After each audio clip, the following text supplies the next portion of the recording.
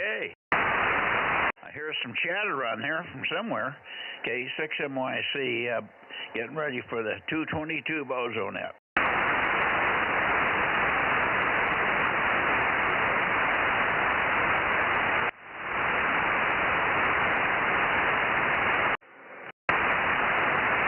It would probably help if I turned the power on.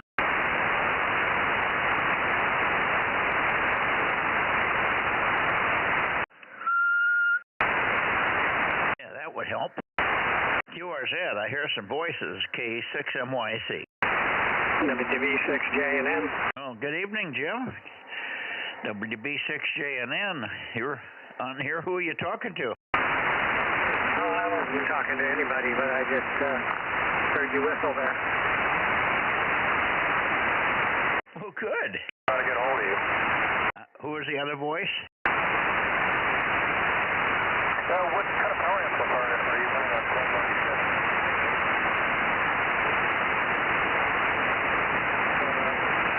It's the transmitter that I have, the lab. Okay, alrighty. Anyway, I heard Mike in there. Yeah, K6MYC, K86SOK. Mike, can you hear me? Yes, I hear you, Fred. Good evening. There's one voice I don't recognize. I heard Jim in here. Jim's in here, WB6JNN 285. Now we've got KD6SOK 507, and who was the other one? K6KLY. K6KLY 111. How are you? Not so good. I'm going to have to go in for heart surgery here in a couple of weeks, over. Go in for what kind of surgery? Heart surgery, over. Oh my gosh, what's going on there? The last valve before it pumps stuff out into the bloodstream is evidently getting clogged up, and they got to go in there and work on it, over. Well, that's an odd one. What do they call that? I don't know. It's the left ventricle.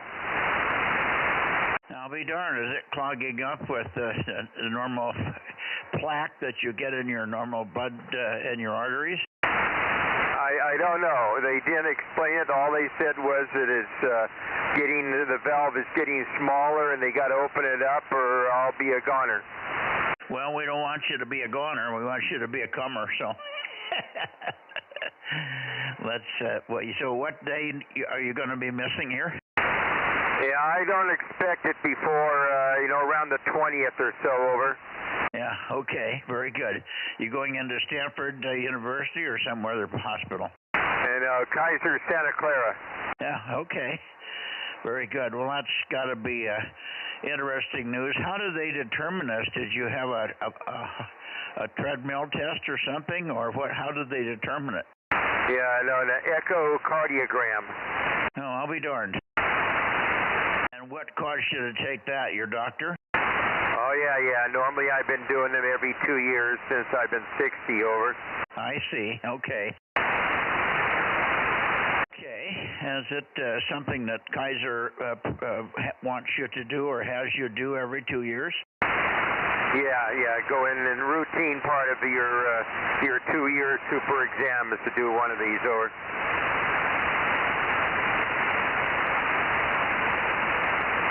Okay.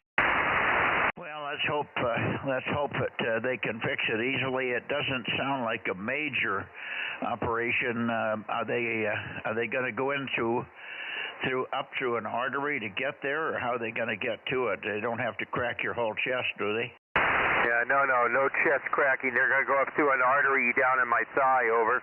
Yeah, okay. Well, it sounds like it could be relatively, not minor by any means, but relatively quick recovery and painless, over. Yeah, Roger. I'm keeping my fingers crossed. K6KLY. Okay. Very good, Russ. Well, we wish you good luck on that. Keep us updated on your you'll probably be out for a couple of days. Probably won't feel like getting to the radio or can't get to the radio or whatever. They probably keep you in there for a couple of days after they do this, aren't they? Well, they told me one night, and then I may go to what they call a rehab place after that. Yeah, QSL. Okay. Very good. Well, again, hopefully it comes out well, and that's the only place where you have that clogging. K6 KLY with the rest of the group. Let me get it around the loop here once. K6 KLY. Over to you, Jim, again, and then you can turn it to Fred, and there's, I'm sure there's one or two more in here. K6 MYC. Go ahead, Jim. Yeah, okay, Mike. WB6JNN. Well, yeah, nothing with the heart is, let's just say, it's always hopefully a minor operation, but nothing with the heart's exactly minor, so that's one of those things. And, yeah, they, just getting old ain't for sissies. That's the best thing I can say. I've got other issues that could go bad, but haven't, and sitting there marginal, but sometimes they get better, and sometimes they get marginal, so, but, once you get up to 70 or 80 years old, things start happening, as you well know, Mike. Anyway, that's a story from here, WB6JNN. Okay, very good, Jim. Yeah, well, hopefully you're kind of in between things. It seems like you've gotten through your last little session. You're not wearing, I hope you're not wearing a bag anymore, right? No bag, yeah. No, I'm good in that department. Last checkup was actually pretty good, both on that and I have some problems with the liver as well, or nothing, let's see. Not the liver. Well, anyway, but it's marginal sometimes, but sometimes it gets better. And I think it may have had to do with some of the stuff I had done a couple of years back there that caused some problems. But who knows? Yeah, okay. Again, thank you for sending over the transverter. I talked to Ken. He checked in last night, but then he didn't stick around, and apparently he was busy with other things, and so I didn't get a chance to ask him. He's got the unit.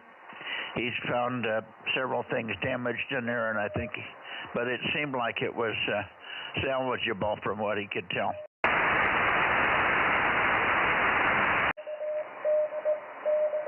I hear CW on 6 meters already here.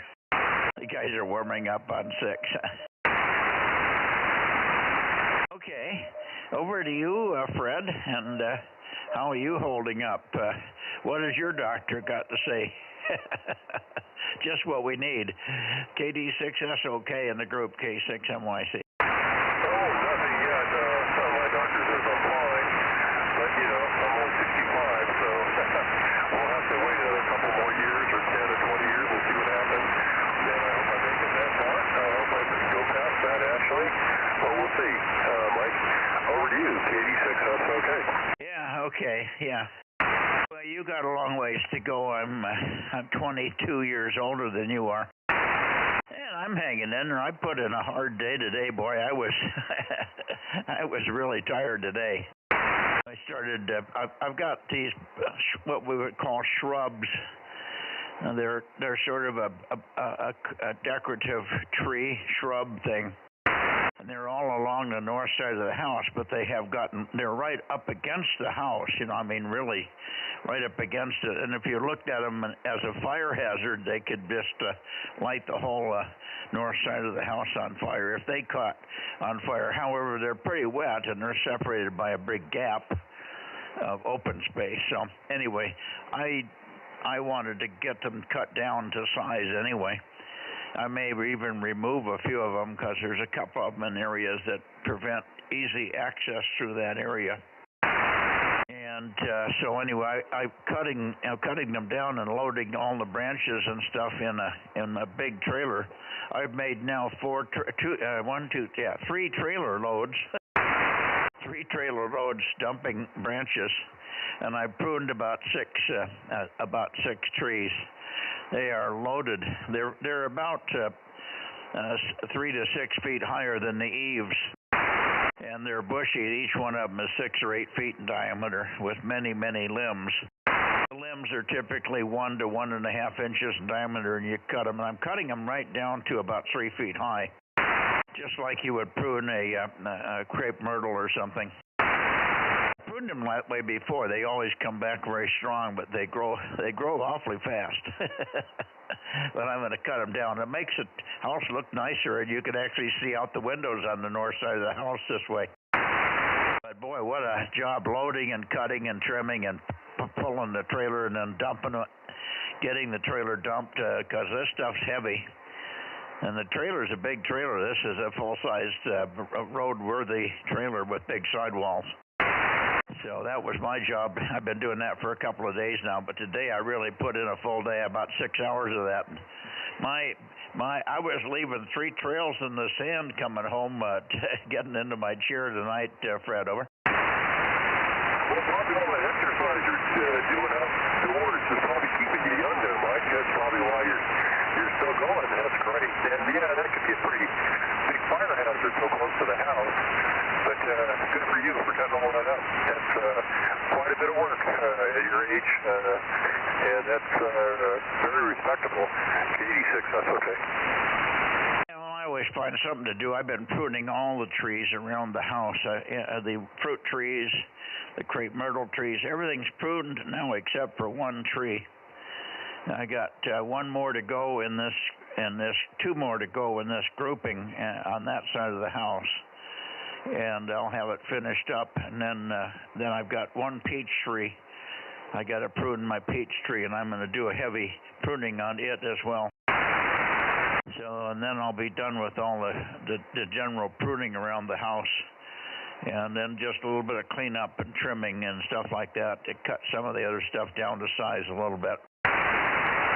The foliage like that is nice, particularly when the weather gets hot, because it keeps the sun off the house. But on the north side, there's never any sun anyway, so these trees are kind of pointless, or they're shrubs, if you will.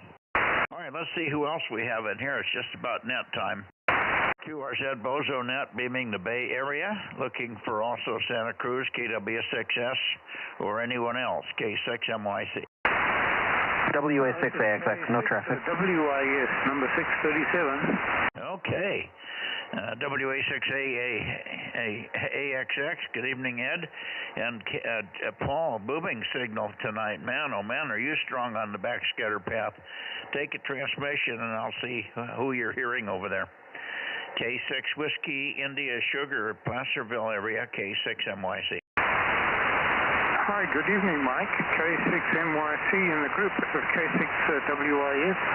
I'm receiving you 5 by 5, and good evening to Fred. I could hear you there about a 4x1, 4x2. And I could just hear WB6JNN in there, Jim. So good evening, Jim. And I need to relay check-ins for the usual suspects up in Clear Lake, N1PPP and KA60FX. So back to you, Mike.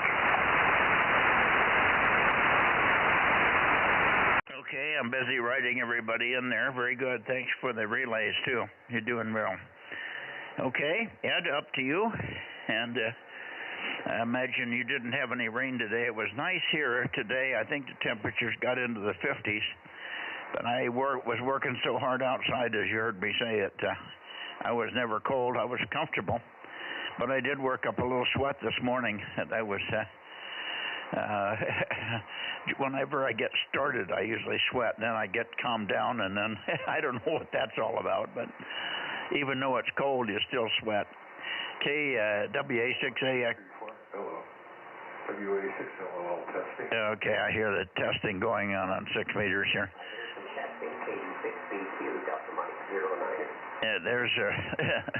There's Richard in there in Nevada coming in too. Let me turn this down just a little bit. Okay. Anyway, go ahead, Ed. WA6AXX, K6MYC. Yeah, very good, Mike. Nothing much going on here. Sounds like I need to rent you for a week and like have you do stuff around here. Boy, you get a lot done. Only have 1 acre, so it won't take you more than a few days. Is that right? Yeah. Yeah. Well, I think my landscaped area around the house, and including the fruit trees and other stuff, is probably a better part of 2 acres. I'm not sorry, better part of a half an acre. So just the area around the house, without getting outside the perimeter of where the irrigation and the sprinkling system is and stuff like that. These trees that I mentioned, by the way, are watered daily when I have the water on. In the wintertime when it's raining, I don't run the sprinkler systems, and there's plenty of wet on the ground. In fact, every time I kneeled down on the ground, I was getting wet. But even in this last storm, we didn't get a lot of rain. I'm still struggling. I'm still have not quite made. Well, I guess I've just now covered, I'm up to 10 inches total, but I've only got about a half an inch, and I had about 9.5 when I dumped the thing. And I've gotten another half inch day before yesterday. But really dribs and drabs compared to Frank up there and 15 miles north of me. He's had 3 inches, and I got nothing. I got a half inch, I should say, and he got 3 inches. So huge difference in just a few miles, and altitude difference. I don't think it's all altitude, but it's just odd that I'm just being segregated out from the rain. Like Frank says, I guess they didn't pay my rain tax. So what do you got? I've got some tools that make things go very quick, and you may have some of these already, but I bought a little Stihl chainsaw that's just a pistol grip thing. It looks like a big 6-shooter, but it's got a little chain on that's about 6 inches. The bar length is about 6. Cuts about a 3-inch piece maximum. And boy, does that ever make this stuff go fast, because everything I was cutting was, well, there's a few pieces that were pushing toward 3 inches, but it still chaws right through there. It's got a little tiny battery that goes in the handle. It lasts for about an hour. Sometimes if I'm cutting real heavy stuff, it lasts 45 minutes. I've got 2 batteries, so I'm cycling them all the time. It takes about an hour to charge up the battery, and then I got one charging while I'm cutting on the other one. But it makes it a lot easier, so you can get a lot more work done. And when I ran out of batteries, I was trying to finish up the last little bit, so I was breaking the branches. Luckily, these branches break. They're brittle, even when they're green, and so I was breaking them over my knee and sticking them into my trailer. But that was even more work. You know, that's really body work, as you're breaking things over your knees and moving. The handling of the little tool, the cutting tool, is really handy. So you might think about something like that.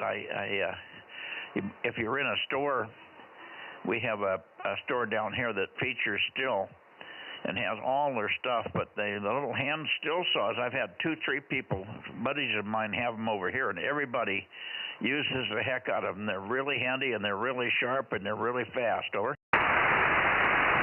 Yeah, okay. Yeah, I have a small electric chainsaw, and then other tools for, like I had to trim some branches when I put up my roof towers to kind of clear the area so the antennas had some room around them. That was about it. We have a gardener, so you know I'm lazy. We have a gardener, and we don't have landscaping, so it's mainly a matter of keeping the hillside under control, not letting it get overgrown. So the place is in good shape. But, yeah, I don't really do much out there. Okay, yeah, today was a nice day, and another, I think, nice day or so. A little rain on Wednesday, but other than that, should be pretty good. That's about it. K6MYC WA6AXX. Yeah, I haven't looked at the weather report or haven't heard it, so I don't know what's coming. I guess maybe later in the week we'll have a little more rain. Anyway, I hear CW in there. Go ahead to CW. Go CW. Go ahead. Is that you, Larry? Yeah, somebody was in there. Anybody else in the Bay Area? K6MYC Bozo Net. We're looking for PQL. Yeah, that's me. W6PQL. Yes, that's you. And you sound pretty good, so you're not in serious pain. No, I didn't even have to take any ibuprofen today. I took a couple of those yesterday, one in the morning one in the afternoon. The evening was okay, so nothing needed. All day today was diminished pain, so I'm on the other side of the hill right now, I think. Oh, very good. Very good. Good to hear it. You heard? Did you hear Russ's dissertation on his little issues coming up? No, what's going on? Oh, he's got a blockage on the valve that is on the output of his heart. He's got blockage in there, probably plaque. They used to call it plaque. I don't know what they call the blockage now. It's the same stuff that builds up in your bloodstream, in your arteries that causes you restricted flow. I suspect that's the same thing. Anyway, they're going to go in through his groin and up through the artery to the heart and do the repair that way. So it sounds like on a similar pain level and stress level and all with what you have, but when you're working on a heart, it's different than your groin. Over? No, his recovery will be faster because, they've just got one entry point, a small one. And so, he'll have a little bit of discomfort down there, but that's it. A couple of days he'll be right as rain, and he'll feel a lot better. They're probably going to put a stent in there, huh? Well, I don't know. He didn't say the word stent. They may be just going to carve it open a little bit. He said there's just some blockage there. Now, whether they stuff a stent in there and open it up so it clears the blockage, or whether they try to cut some of that or remove some of the material, I don't know what they're going to do, and maybe he didn't get the full story on it either. It's coming up mid-March, I guess, according to the schedule. He's going to be going to the Kaiser Hospital down in San Jose, I guess. Okay, he's got the typical symptoms like short of breath and maybe a little chest pain occasionally. Well, I don't know. He didn't see any symptoms as such. He just, every 2 years at Kaiser, they give him a cardiogram visible, a cardio, I don't know what they call that, audio cardiogram or something. I've had one where they could actually look at your heart. You're looking over at the TV next to you, and your heart's pumping away. That's a weird feeling. But I think that's what they use to see this, and they do it automatically. He said he's had it every 2 years since he was 60. Over. Yeah, I have that done once a year. They're just keeping an eye on the heart valve that I've got that could be a problem. It's leaky, and it hasn't degraded any in the last 6 years that I've been having that done, but they're keeping an eye on it because they figure at some point it will degrade, and I might have to have that valve replaced. So they call it an echo with Doppler, echocardiogram with Doppler. And I guess the Doppler probably sounds much like it sounds over on the VHF band. Yeah, except it makes a picture. Have you picked out your favorite pig for that valve? No. They got two ways to do it. They can use organic material like that, or they can put a metal one in there. But with the metal one, you've got to have blood thinners. And so if I ever have that done, I probably won't go that way. I'll probably go with the organic type. Yeah, that's probably a better bet. And you don't get, even though you're probably not going to do that much more traveling, although you do go to Azores every year, and that's you've got to stand in that chamber where they check you for metal. Or look around at you, so you probably don't want to have any more metal in your body than you can than you absolutely have to. Anyway, good evening to you. I guess weather was pretty decent everywhere today. It didn't rain so far from anybody that I've heard of, and I'm listening for KW6S. So Tom, if you're in there, pop in after Jim's through here. W6PQL, K6MY. Is that Tom in there? I don't hear him. Tom, are you here? K6MYC, KW6S. Yeah, there he is. Okay, I didn't hear you. I'll come your way. I'm just finishing up with Jim, but I called you first. You're first in the lineup here, by the way. You may not know that. So you could be here at 25 after 7, and you'd be checking in. See you in a bit, Jim. Maybe we'll catch you over on 6 meters. W6PQL, K6MYC, backing up a little bit to Santa Cruz. Okay, yeah, I'll at the top of the hour, I'll go collect Steve out of Santa Barbara, and I'll see you on 6. Roger, roger. Okay. How you doing, Tom? Oh, doing pretty good. Did the contest over the weekend and discovered I had some problems on 40, and I solved one of those, but the other one is still eluding me, and it's just a raucous audio in my headphones, and apparently it isn't going out on the mic, and it only happens when I transmit, so I probably could have just annoyingly kept with it. And even if the monitor's turned off, I still get it in the headphones, so it should be a good enough clue to track it down. Otherwise, just enjoying life and enjoying ham radio quite a bit. Well, good. I'm glad you're having fun. I was outside most of the day cutting down shrubbery. This shrubbery is big bushes that have grown from little bushes to big bushes. These were 10 or 12 feet high, and they're about 6 to 8 feet in diameter, with about, each one of them has 20 to 30 branches or stems, each one of which is somewhere between 3/4 and 2 inches in diameter. And so I'm cutting them down to belly, waist high, which will be below the windows of the house, and now I can see out on the north end of the house again. But they're heavy, and there's lots of foliage, and I've taken 3 huge trailer loads already and dumped, and I've got one more big one, maybe another one, maybe 2 more loads, and I'll have it all done. But boy, they're it's work. I was leaving 3 trails in the sand when I came in the house tonight. Over. Okay, yeah. We've got a pretty small yard, well, pretty small lot, and I've got a little storage shed in the back, and I had some electronic gear that I was digging out of there to take to the flea market, and noticed that I've got an awful lot of redwood debris piling up around in various parts of the yard, and I think I'm going to try to get out there in between the rains and clean some of that out so it doesn't just look overwhelming when the good weather comes.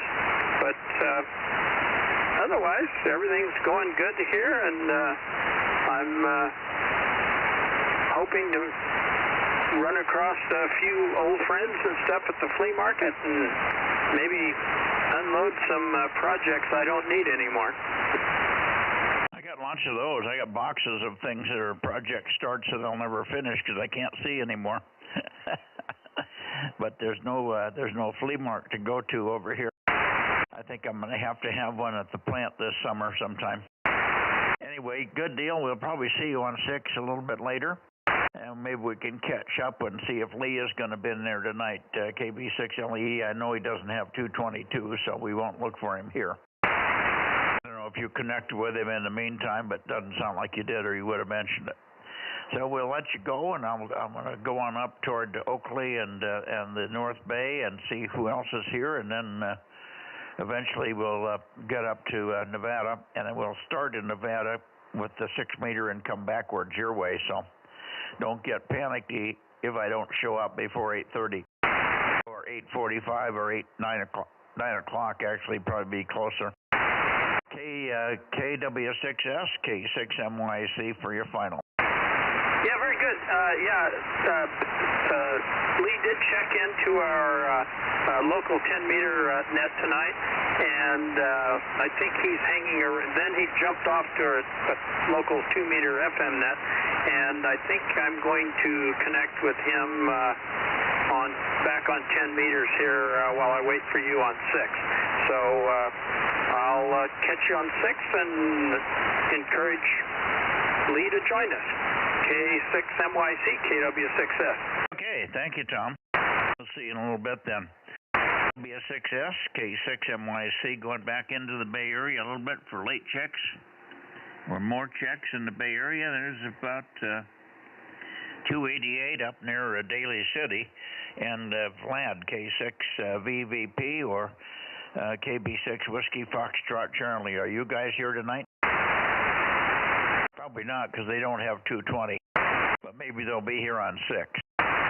Anybody else in the Bay Area for 222 Bozo Net? I guess we got them all. I'm going to go toward Oakley.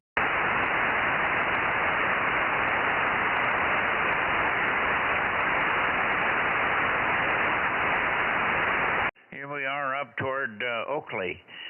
N6RO, N6 Radio Oscar, K6MYC. K6MYC, N6RO, 835. Just a chilly day in Oakley.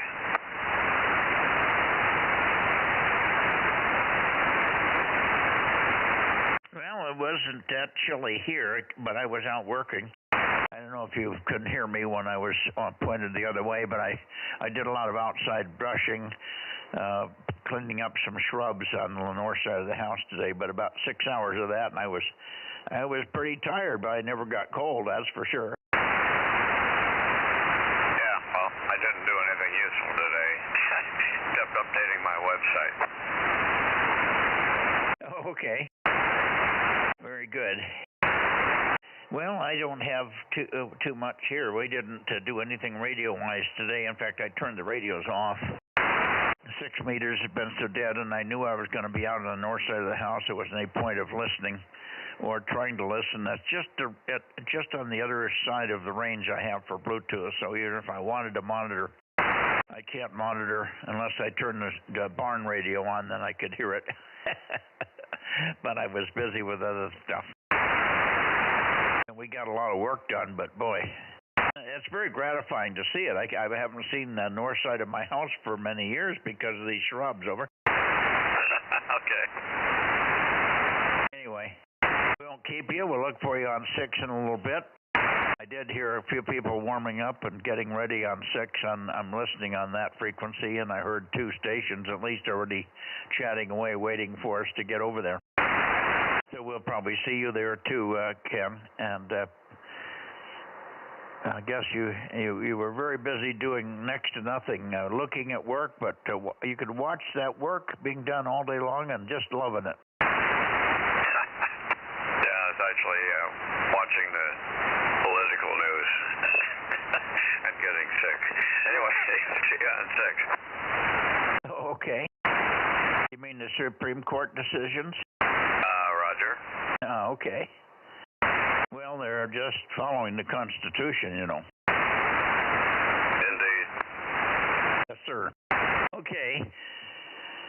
And, of course, Steve isn't here on 222, so I'll slide on over. I've already got the guys in Clear Lake checked in, so I'm going to slide up to Sacramento and see who's left up there. Bill has been under the weather, and he's about the only one that's on 222, although maybe we have Darren as well, KJ6KFB.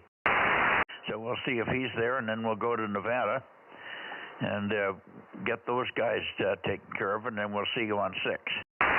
Okay, N6 Radio Oscar down there where it was cold all day. It was probably about 50, in the 50s here, I think, but no wind. We had very little wind, if any. So that was good because I was sweating, and I don't like to get sweaty and cold with the wind blowing through me. But I got over the sweating. I guess I slowed down. When you're shoveling leaves and debris into a trailer for a half hour, you're going to start to sweat no matter what the temperature is outside. See you later. N6RO, K6MYC. Okay. Well, I admire your toughness down there.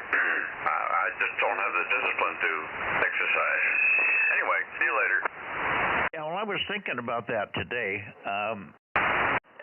Your body organs can need to be exercised, even though they're not part of the game, but just having increased blood flow and getting your cardio up a little bit, I think, is very helpful.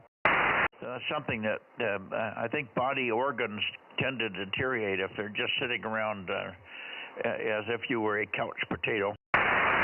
So you should probably keep that in mind, even though sometimes you don't feel like it. Go out and take a walk down your driveway and look at your just walking to one end of your driveway and back would probably be all you need. But I think it's good to get the whole system, the whole human body system working, functioning a little bit rather than just sitting around. I don't know, that thought just struck me today for some reason, and as I was working my ass off out there. See you later. N6RO, K6MYC. Yeah, you're absolutely correct. Just that I'm getting lazy at my old age. I just was pretty good about exercising, walking a couple miles a day. But now it's just a challenge to walk a quarter mile to the mailbox and back.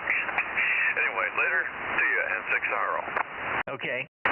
See ya. Talk to you later on 6. N6RO, K6MYC. Anybody else while I'm pointed this direction? Okay, going towards Sacramento. There's KJ6KFB or KO6KD. KO6KD. KJ6KFB. Either one of you guys want to try it tonight?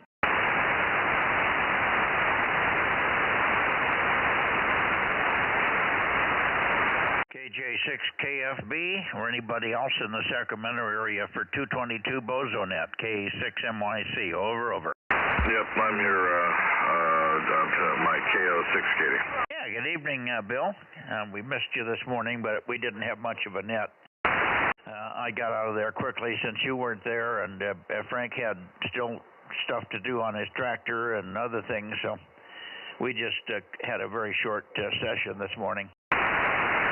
Yeah, sorry, I was not around. I actually was able to get a little sleep. I was not feeling good yesterday and last night. I asked John if he'd check me in. If he was able to, good. If not, that's okay. I was just in and out, and I was at hit the power switch and went over called back in the bed. So anyway, I'll try to make it in the morning. Sorry that I've been tardy. I feel a little better tonight. So when I feel okay, I'm here. When I'm not, I'm not. Good. Well, hopefully you can make it in the morning. I didn't think you'd be in there. We did get you checked in. John did call me back after I had passed him, and I heard him, and I got back, and he said he just had chatted with you, and you had checked in, but very briefly. So you got checked in last night, all okay. But I knew that I figured this morning you probably wouldn't bother with it since Bob isn't there and there's not much going on. Phil did check in for a moment or so. As we were signing, he checked in and out in one fell swoop. I never did hear Anthony. I called Anthony a lot because I thought he would be looking for me. He said, I'll catch you tomorrow. Yesterday when we talked on 20 meters, but I called in his direction, but heard nobody. So he must have been busy. He lives next to a guy that has a special cattle ranch, and sometimes he's over there helping him with that. Besides working with the Apache kids at the reservation there. So he maintains a pretty busy lifestyle. All right, Bill, good that you're feeling a little better. I'm glad to hear that. It always helps when you get a little sleep. I thought I slept pretty good too, but boy, when I got done, I worked hard today in the side yard on the north. I was loading branches and cutting and pruning bushes. Really hard work. I had two huge trailer loads, just big trailer, full-size roadworthy trailer with big sidewalls. It's an old one I've had, but we made it many years ago out of an orchard. It was an old Model A, I think, was the frame. But the trailer was already fabricated, and I put a top on it and sides and stuff. At one time, it was even my camper for the kids and stuff. But anyway, it's still functional as a haul a lot of trash tractor. It took me a long time to get the right ball on there. Turns out I got my balls are oversized. Take a laugh at that one. All my trailer hitch balls, I got 5 of them. I had 6 balls, and 5 of them were 2-inch. And of course, the trailer, it's an old trailer that takes 1 inch and 7/8. And I could only find one of those, and I had to take it off of my ATV and transfer it over to the Polaris, so I had a more beefy machine to tow this big heavy trailer with. Anyway, that was my job today, but I was tired at the end of the day. KO6KD, K6MYC for your final. Okay, Mike. Gosh, you certainly were busy. Well, I regret not being around for the morning, and I try to make all of the skids, and we'll talk some more when we get a chance tomorrow morning. But thank you for the update, and I'm glad that you're able to get the work done and not get hurt. Darren is out here. I just spoke with him just a moment ago on 2 meter simplex, so he should be listening as well. You might want to give a listen for him, and we'll listen for you over on 6 meters here in a while. 7-3 for now, and good evening to everybody else on the 220 Bozo Net, KO6KD. Yeah, very good, Bill. Very good. I did call Darren once, but I'll call him again now. KJ6KFB, I should say, KJ6KFB. Darren, are you there? K6MYC, over.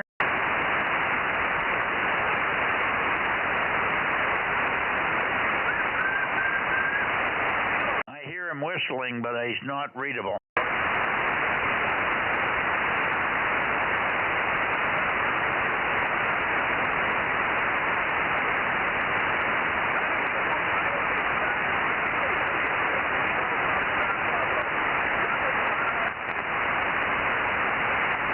Give me, I was just starting to come up out of the noise, Darren. You're just starting to come up out of the noise. I recognized your voice. I've got you checked in, but I'd like to see if I can peek on you. So give me another 20 seconds of audio, if you would. KJ6KFB, K6MYC, over.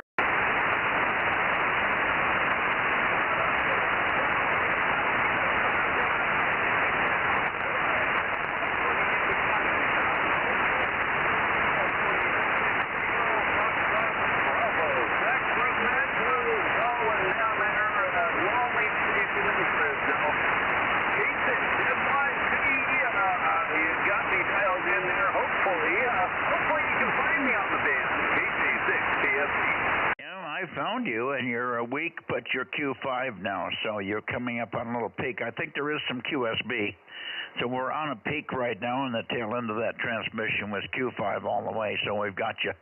Thanks much, Darren. Good to have you in here. We won't keep the conversation going because it's not exactly conversational readability-sized signal strength, but at least we got you. I heard you at first, but I was a little bit too far to the north for you. So I went back to a heading that's quite a bit further south. 318, 316 seems to be a better heading for you tonight on 222. Back to you, and hopefully you copied that. KJ6KFB, K6MYC. We'll see you on 6 meters. USL, try you on 6. Get to Mike. 6, KFB. Yeah, now you're real loud, so apparently I wasn't pointed right. No, you're good. Good copy here, so the 10 watts is getting there, over. Actually, 5. Oh, you're smashing 5 watts, and then is that what's coming out of the transverter, and then how much is getting to the antenna? Your guess is as good as mine. I guess it's equivalent to about 213 cable going up there to the 10 element. So there you have it. Well, I'm glad that you got a good 10 element Yagi up there. It's really working for you with the 2 watts you got. Yeah, probably about 2 by the time we get it up there. About 50, might be 70 or 80 foot of cable. I don't even remember. Just grabbed a chunk out of the closet and ran it out there, and it made it work. So we'll get you on 6 meters. KJ6, KFB. Okay, well, it's Q5 right now. You're holding, so the 2.5 watts or 3 watts or whatever it is holding steady. Once I got the antenna peaked on you, I got to be right on you with this thing. I can't be off a little bit. We don't have that kind of margin, but it is working. So that's the main thing. Good deal. Thank you very much for jumping in here, Darren. KJ6KFB 73 K6MYC. Thank you, Bill. Very welcome. Okay, I'm going to go up. I don't hear anybody else. Is there anybody else before I go to Nevada? K6MYC. I didn't think so.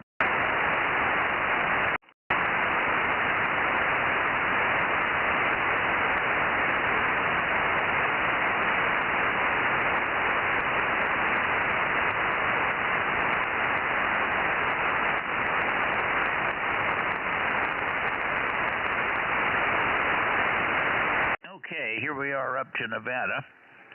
Up to Nevada, let's see, N7 Whiskey Tango, KE7UQL, N7 Whiskey Tango, or KE7UQL, K6MYC, calling and listening.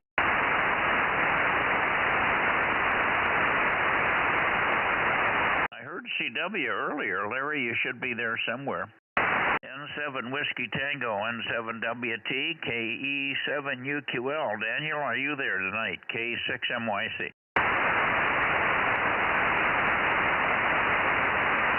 Maybe they got snowed in up there.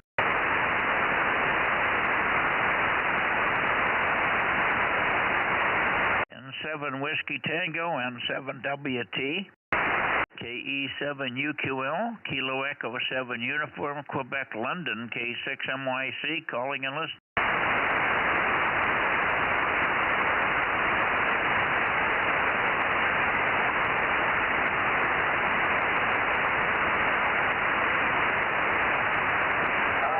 In the blind here, I'm calling back. K6MYC, you're just not making it to my radio tonight. I hear it on you're calling, but I don't hear anything on the radio.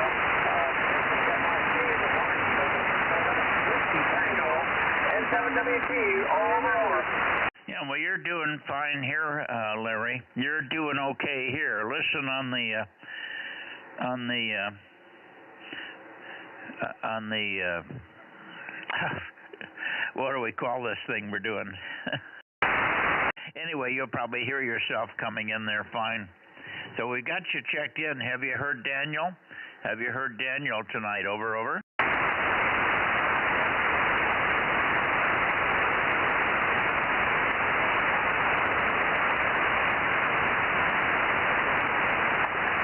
I can tell you're in there, Mike, but I can't. It's not audible enough to understand.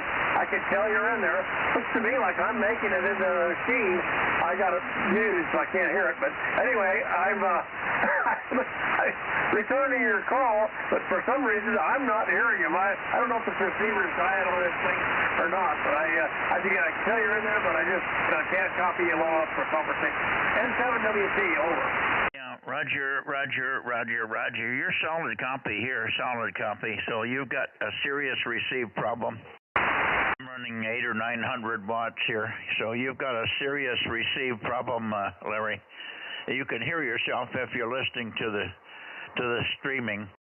You're very loud on streaming, quite a bit louder than some of the other people that we've worked tonight. So good copy. Have you heard anything from Daniel? Over. I don't think he's listening to the stream.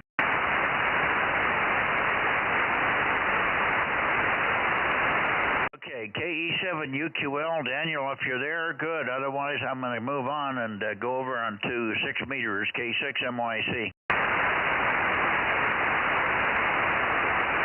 See you on 6 meters, Larry. We'll see you on 6 meters in a few minutes. We'll see you on 6.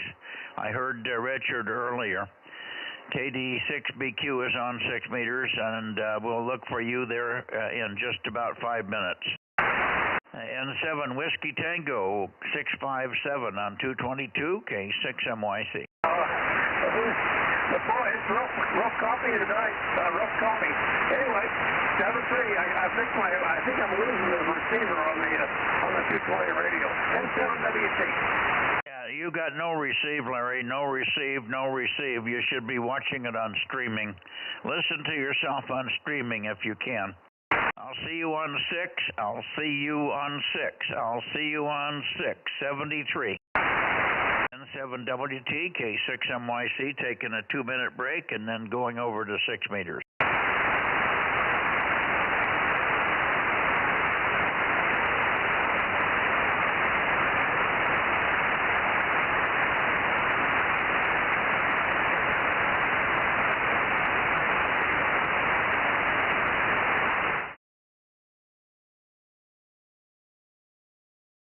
Okay, N7WT, K6MYC, are you there on 6?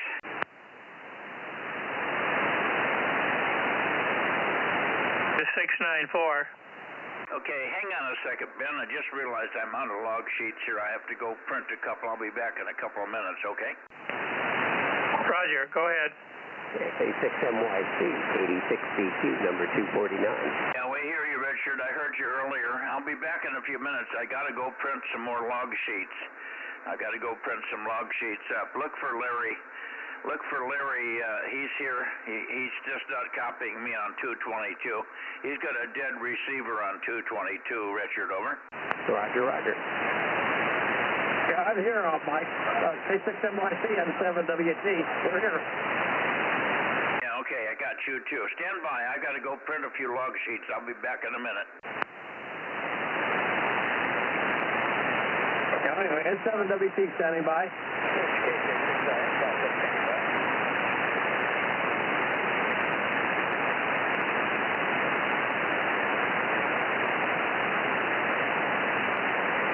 K6USY, DMO6.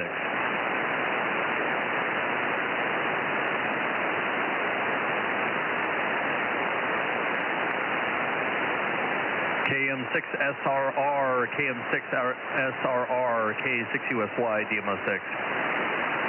Yeah, go ahead, Aaron. Mike had to go print some more log sheets, so you might have to check in when he gets back there. Over. Oh, I've been sitting here the whole time. I was running the 220 net, so yeah, I've been sitting here the whole time. I was just seeing if you were there. Roger. Yep, I'm here. I'm filling out the Aries Net roster stuff that I got to turn in. I called it tonight, so I'll be standing by. KM6SRR. Alrighty, sounds good. K6USY, DMO6.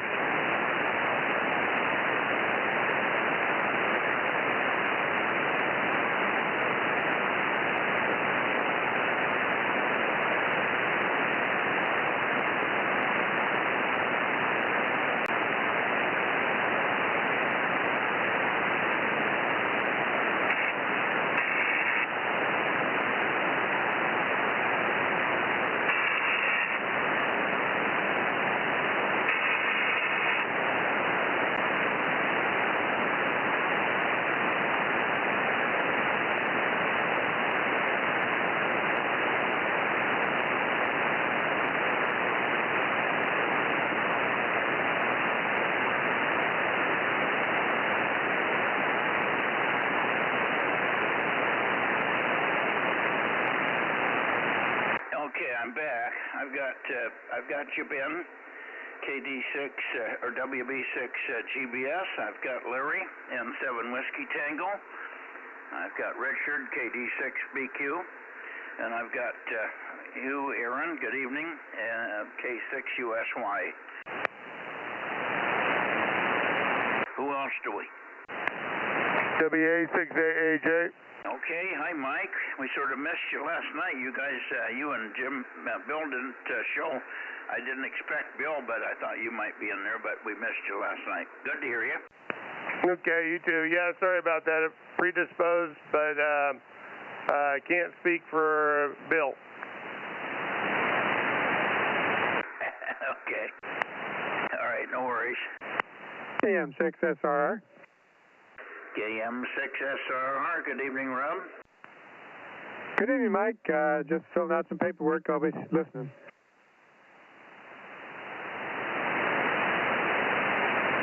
Okay. And good evening there, Mike. WB6GGY, Bozo 884.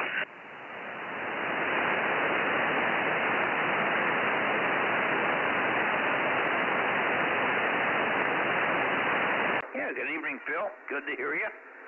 Good, big, strong signal here. I'm pointed due north, of course. So I'm looking north, as I always start north after the 220 net. Anyway, Larry,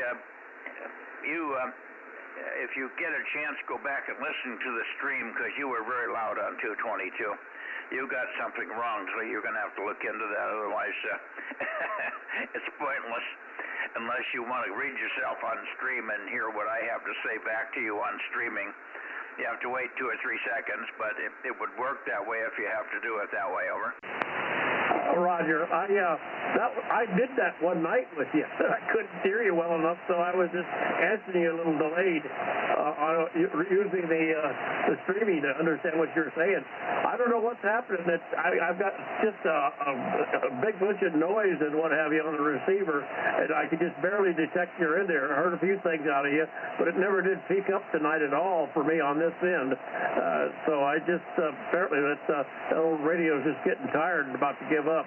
But I noticed by watching the screen, I had it muted. I was making it good and solid on the transmit side. N7WT. Yeah, Roger. What is the radio you're using? Is that an old ICOM? Yeah, Roger. ICOM 375 Alpha. Yeah, well, it's probably just got a dead front end. You must have lost the front end, and it happened over the last 3 weeks or so. It doesn't. They don't just go down slowly. You lost it all at once, but maybe conditions were such that you still heard me the last couple of weeks. Although I noticed that many times you would be talking and saying I've lost you, and you'd be still roaring in here. So you had this problem for several weeks. Over. Roger, I think I've mentioned before, I got this high noise level that makes it very difficult to hear. So I don't know what's generating the problem in the radio, or the radio that's generating itself is dying. But tonight it was worse than I've ever heard it. I just got a few words out of you tonight. That's all I could copy. The rest of the time I was basically talking to you in the blind. Over. Yeah, well, I'll tell you what I would do. I would get the noise and get a reading on your S meter so you can see the noise at some level, S5, let's say, and then I would rotate the antenna around and see if the noise is coming from the outside, or if it's constant level no matter where you point, then it's maybe something either in the radio or in your room that's doing it to you, or in your house. But if it's constant level, it's about got to be coming in somewhere through an electronics thing, maybe a switching unit, maybe your power supply or something has gone bad on 222. Over. Yeah, something like that. It kind of sounds like a generator or something running. It's a horrible thing sound. Maybe it's one of my power supplies has gone haywire or something and transmitting into the 220 radio. Over. You should probably do a little troubleshooting on that and see if you can find it. I think you'll probably find it pretty quick. If nothing like that shows up, then there are people that still work on those things. I don't know who I could tell you right now, but maybe you can find them. And maybe if Ken shows up here tonight, he'll be able to tell us. Ken may know somebody that will work on those radios. There's a guy down in L.A. who used to do all his ICOM stuff, and I think he's still around, but I don't know how to get to him anymore. Anyway, Richard, over to you. Good signal from you, and I heard you tuning up and talking to somebody when you were on 6 at about 7:30. Over. Yeah, good evening, Mike. K6MYC, 86VQ, number 249. And sorry I missed you last night, but too much wind blowing snow that causes too much snow static on my antennas. And, with a 20/9 S meter reading, I didn't figure I'd hear much of anything. But things have calmed down a bit. The wind's died down and the snow has quit. So we're doing pretty good here today. Over. Yeah, very good. I haven't heard Daniel for a week or so now. Is Daniel snowed in up there? Well, it could be. We got about 18 to 20 inches here. Have you heard him on the 220 repeater, you say? He's down here in the Gardnerville. I'm sorry, I doubled with you, Larry. Say again.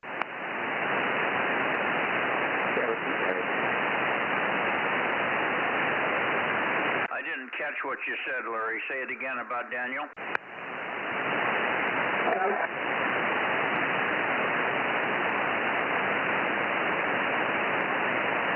Now, Larry's kicking out there for some reason. What did you say about Daniel? You got him? Did you hear him on the 220 repeater?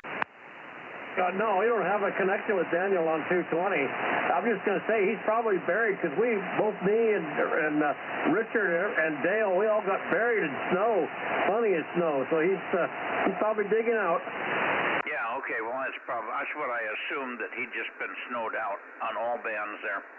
All righty, very good. Well, we'll let you go, and I'll pick up some of the other guys that are checking in here from the north, guys. Good to hear you.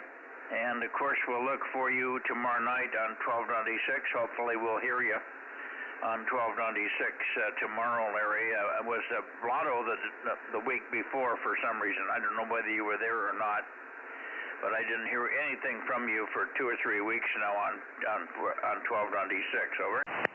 Yeah, it's just the conditions are just lousy. I've been there every time except for last week, last Tuesday. I just didn't even bother. I just was doing other things. But the last couple of weeks before, it's just horrible conditions. Just I can't hear you at all. I can hear you on the streaming, but nothing on the radio. Well, when you're not hearing my 600 watts, it's more than conditions. You may have the same problem on 1296 you have on 220. Yeah, I sent lots of CW, but it didn't make any difference. I was sending it, and you guys just weren't hearing it. Yeah, well, it certainly could be partly conditions, but you should hear me. You should know at least enough that I'm in there and calling, and I can't believe the path is that bad all of a sudden. And I've been there at the right time, pretty much from 8:05 to 8:15. We've been trying to get there. Starting about 8:05, I have Rob telling me what time it is, so we get there at the right window. Over.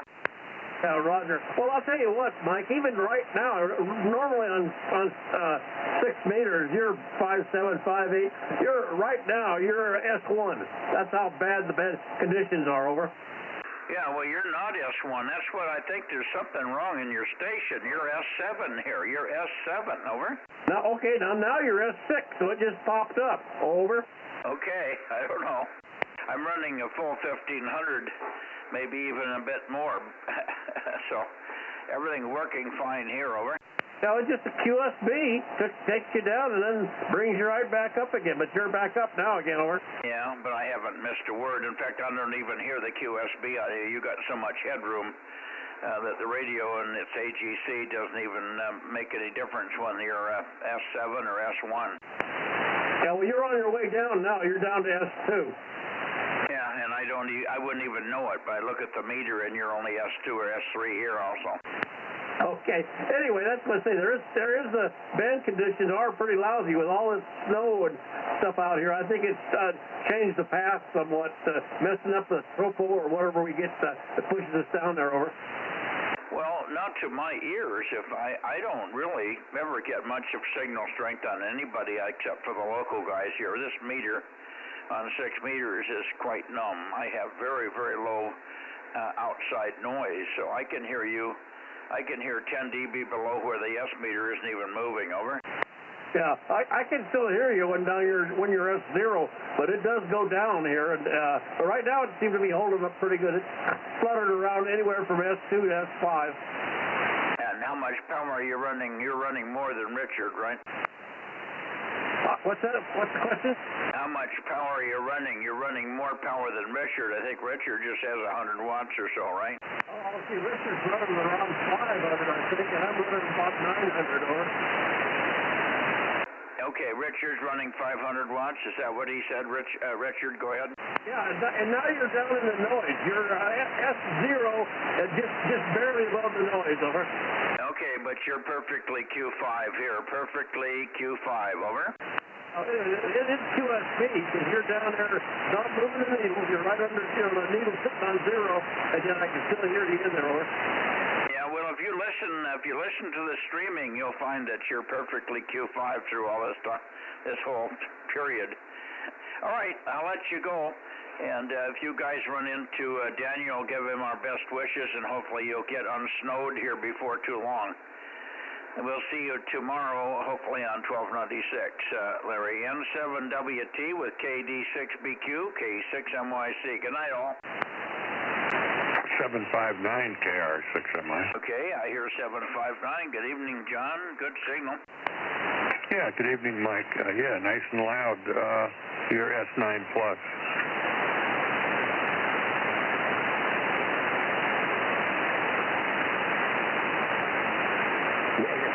Yeah, good. I'm just writing you in here. All right, let me move over towards Sacramento here.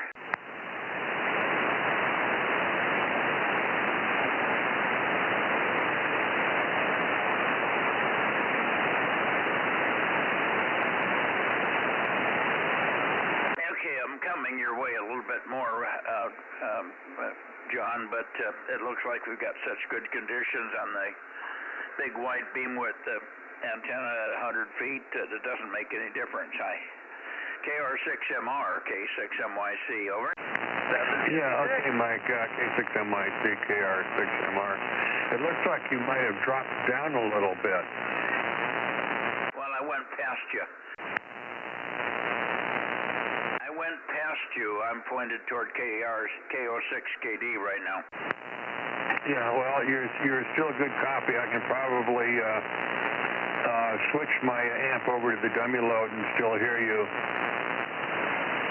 Yeah, I've got my neighbor's power source buzzing at me here when I get in your direction. That's why it's much better copy when I point it due north. This thing has been going on and on. I'm going to have to, hopefully if Frank can ever get caught up with his stuff that we're doing here, we get over there and fix that noise problem that we have from my neighbor, because it's bothering me on 2 meters and 6 meters and even on 222. Anyway, are you still copying me Q5, or should I move the antenna back toward you, John? Over. Oh no, you're full Q5 copy, no problem at all. I do hope that we'll have good contact tomorrow night. Over. Yeah, well, let's hopefully hear something from you. That'll be good. 73s for now, and let me see if Bill is on this band. KO6KD, are you there, Bill? K6MYC. Roger. Good evening, John, and good evening, Mike. You're on 6 meters, KO6KD, number 776, and Darren is also out there as well. Over. Okay, Darren, are you copying me here? Over. 756, Kilo Juliet 6, Kilo Foxtrot Bravo. Yeah, I got you, KJ6KFB. Good signal. You were quite good on 222. I don't know if you went back and listened to yourself, but you should be proud of what you could do with 2.5, 3 watts. Over. Yeah, not too bad with the just the output of the transverter. Can't complain. At any rate, I'll let you move along, Mike. Thanks.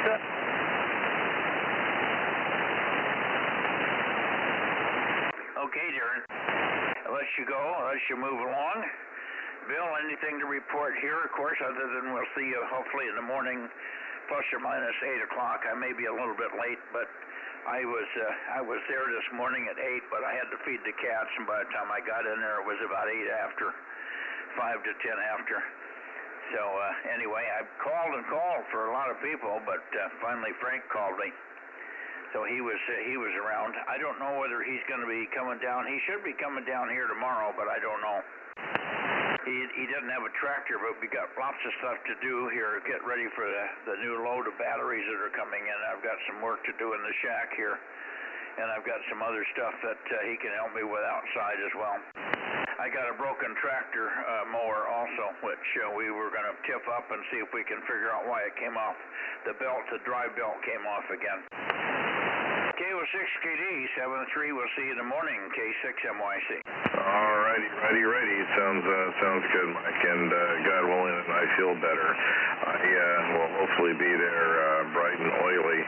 I usually try to get there a little bit early, and I just listen to all the other stuff, the chatter that's going on. Usually there's just noises and things, some sort of RTTY or something or other off in the distance, but anyway, I'll just be listening out, and hopefully I get there early. What's been happening now is I haven't been waking up until long after you guys would have cleared off. so hopefully be able to catch you guys, everybody in the morning, and have a nice little roundtable for a while. 7-3 for now. Good evening to everybody here on 6 meters on the Bozo Net. Back to you. Yeah, and there's quite a bit of stuff to talk about in the morning with the Supreme Court giving us a couple of decisions on things and so on. So we'll look forward to chatting with you about that. Over. Did you hear that, Bill?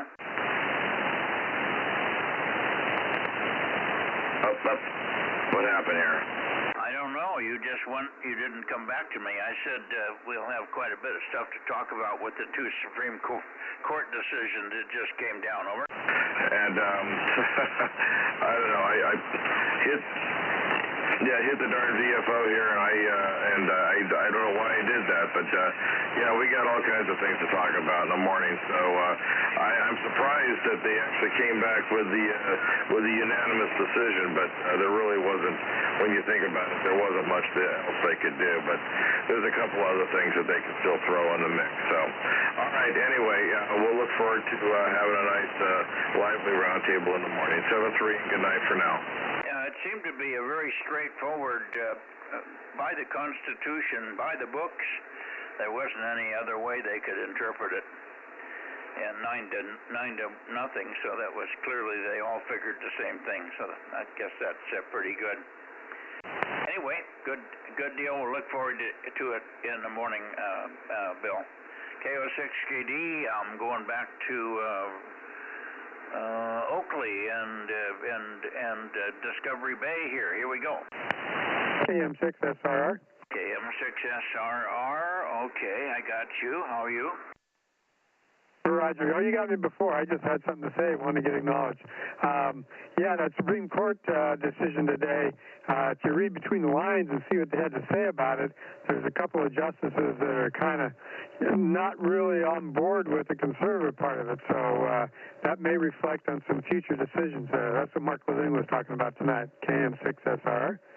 Yeah, they still figure, though, it'll go through. 6-3 is probably what the next decision is going to be. And then, Mike, let's see, you were talking about antennas you had to work on. I think I remember there's something with an 80-meter antenna, over. I don't know who you're talking to. K6MYZ, KM6SR.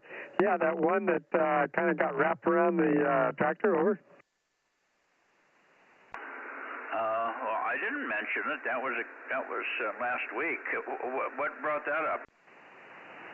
Oh, you were just telling Bill you had a bunch of stuff for Frank to do, working on some antennas, and I didn't hear anything about the 80-meter, over. That's been laying on the ground for 6 months, but we haven't had a chance to put it up, and Frank's he's always behind the curve here. We never really get caught up, and then something comes up and he has to leave early, so he hasn't had many hours here, over. Roger, I'm just giving you a bad time about it, that's all. KM6SR, back to net. Alrighty. I'm over toward W6SSW. Are you in there tonight, Steve? Over. I don't hear Steve. How about KR6, N6RO?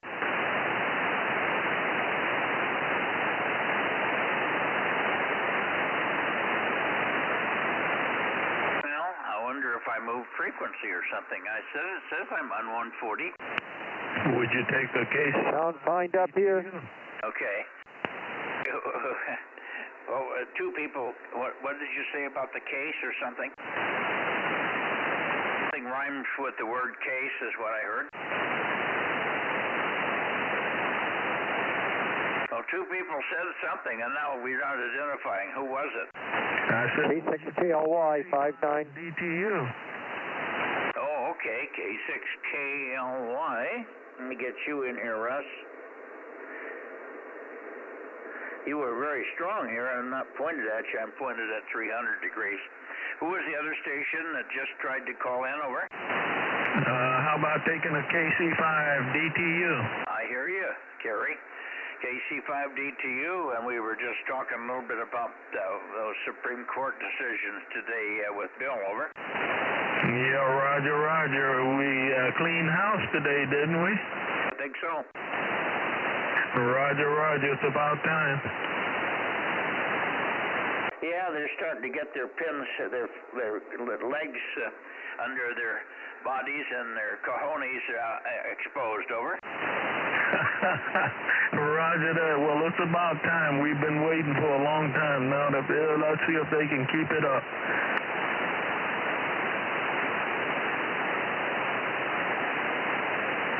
Yeah, very good. I was just writing you in here. Okay.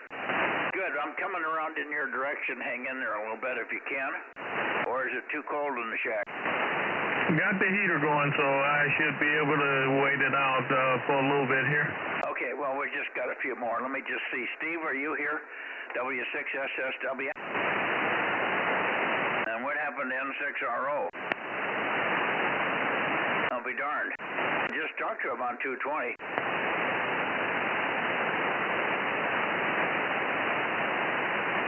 Well, let me go into the Bay Area then. Well, let me see. I'll go into Martinez and see if I can get Russ in here. How about it, Russ? And it's K6ERF, K6MYC, over.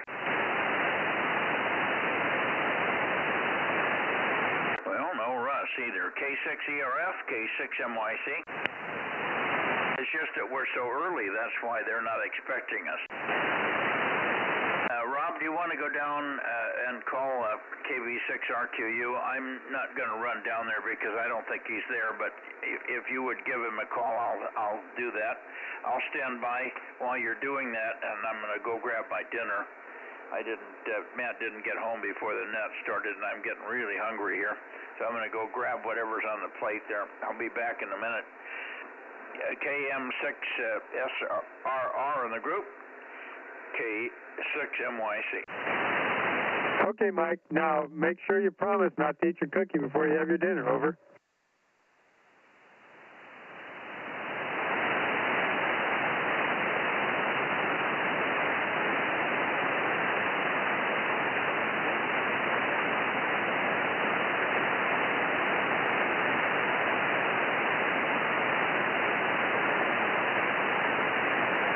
KB6RQU, Rick, you on tonight for the 6-meter Bozo Net? KB6RQU, this is Kilo Mike 6, Sierra Romeo Romeo, standing by.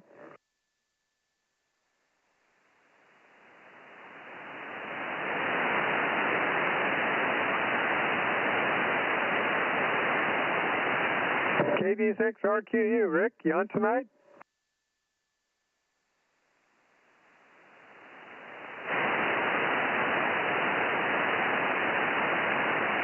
No, Rick, KM6SR will be going back to the Bay Area, I guess, there.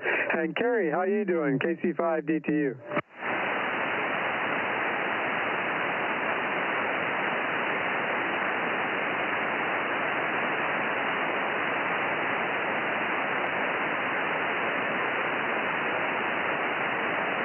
Am I not getting out? KC5DTU? He may have gone back into the house to get a jacket. Well, he said he had his heater with him. That's what I was going to tease him about there. That little 4-legged heater, over. Well, I don't know. I got nothing from Rick tonight, over. Yeah, I heard you. I'm listening here. I'm just trying to get a few bites of chicken in me here. No filet mignon tonight, huh? What was that? No filet mignon tonight? Not tonight. We're going to have a talk with your cook there, over. Well, we had filet mignon for last Wednesday. Yeah, that's what I was talking about. You got a good thing. Go for it.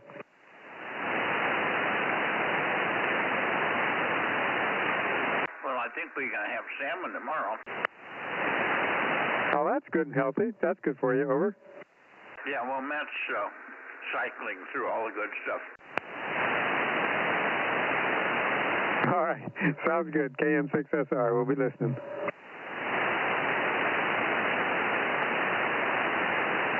Yeah, come on, Rob. Let the man take a bite.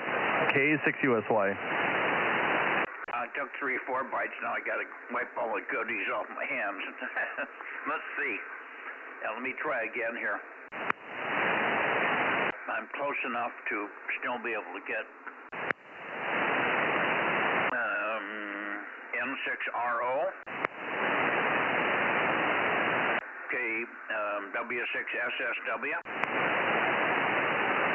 K6ERF, and nobody. So how about K6 Victor Papa? How about KB6 Whiskey Foxtrot Charlie? KB6 WFC. Well, somebody's hearing me. Thank you, Mike. Good to hear you. I'm pointed pretty close to you, maybe off just a tad, but you're pretty good in there. How you doing? Did you have you had a torrential rainstorm today, right? Negative. Maybe a little bit in the morning, but nothing to speak of.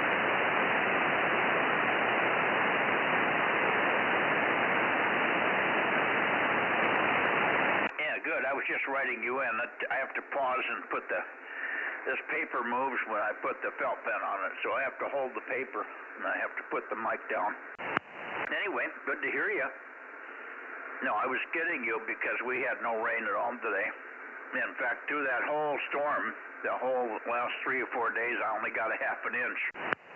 So I'm now just exactly at 10 inches for the year, or for the period, if you will, since May. May to now is at 10 inches, and it's not doing anything in terms of runoff. I don't have any creeks or any streams going anywhere. So I need another 5 inches to start that going. It looks like I'm not going to have a pond this year. Well, they say April showers bring May flowers. We'll see, huh? Yeah. Let's hope so. April showers bring May flowers. Bring them on, baby. All right, good to hear you, Mike. Thank you. KB6 Whiskey Foxtrot Charlie 775, K6MYC, K6ERF, Russ. N6RO, W6SSW, anybody? Well, I'm going to go into the Bay Area then.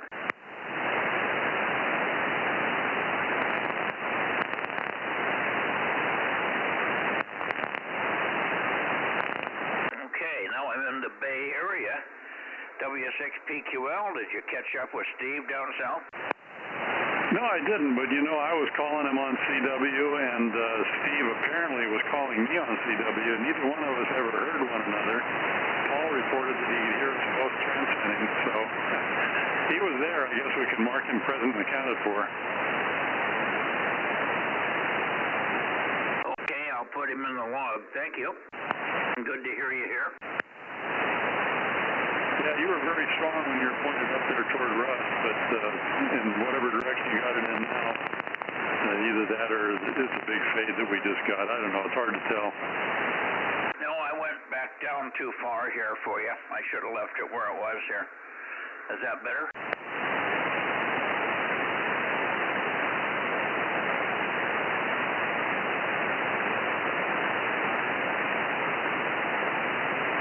It should be a lot better. You came way up for me.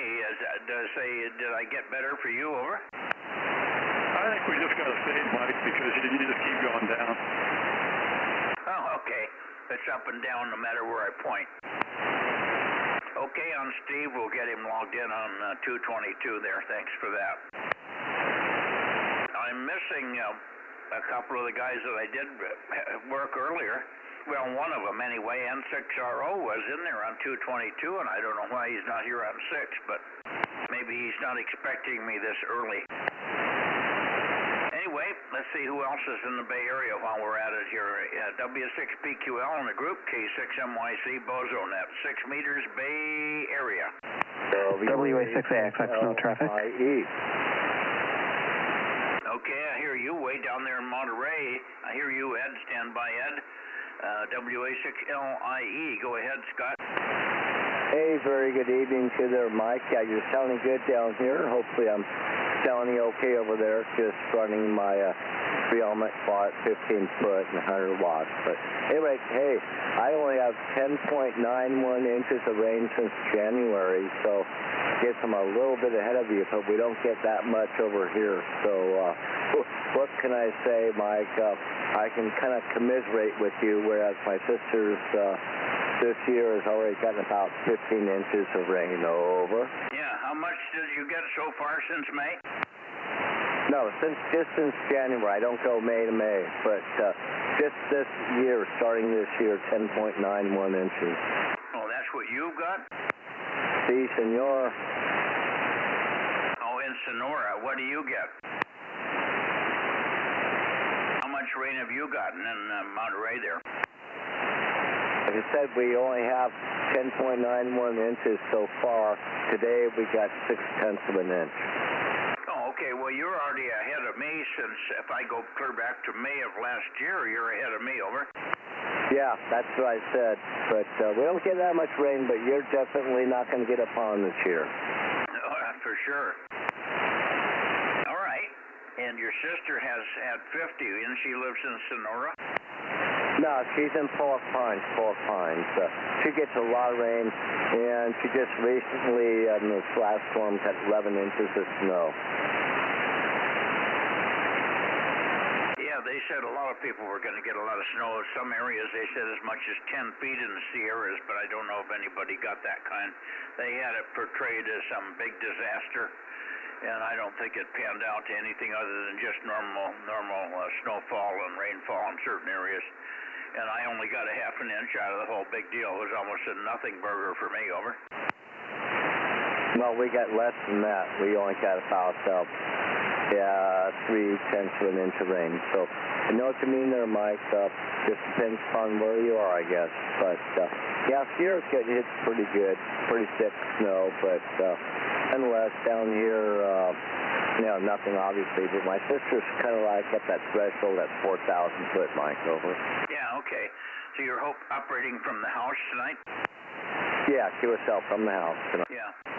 You're much more steady at the house. I don't have to point as far south for you. I'm pointing right into the Bay Area, and you're doing well. Okay, I should be. Okay, Mike, let's carry on. Thanks a lot. I appreciate it. Have a great evening, and get out there and do your rain dance, okay? WA6LIE. Well, I was doing the rain dance today, stumbling around in the bushes I was cutting down. I was tripping over the branches and all kinds of stuff, so yeah, you would have thought I was a drunken sailor out there cutting wood, but it didn't work. Still no rain. I guess I don't have the technique. All right, 7-3 Scott. We'll see you perhaps on Wednesday there. WA6LIE, K6MYC. Back to you, Ed. Over. Oh, nothing else here. Just doing some stuff on the computer and listening. The live stream is great. It's just another kudos on the live stream. So kind of hear the whole net in context. Very good. K6MYC, WA6AXX. Yeah, I'm glad you're enjoying it in the context of it all. I'm munching on my chicken dinner here. Okay, I'm standing by for anybody else on 6 meters in the Bay Area that would like to check in. Oh, Russ, I didn't give it back to you, but I'm assuming that you pretty much filled me in the first time around. K6KLY, K6MYC.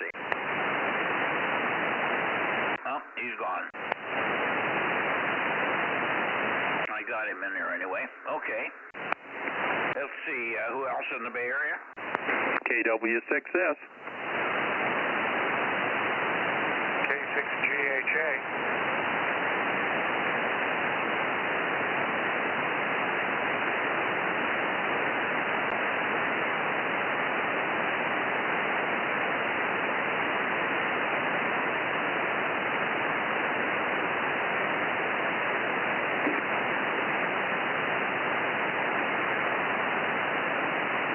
Sorry for the delay. I'm having trouble with my writing tonight and getting a pencil going in the right lines here. I got 3 stations here.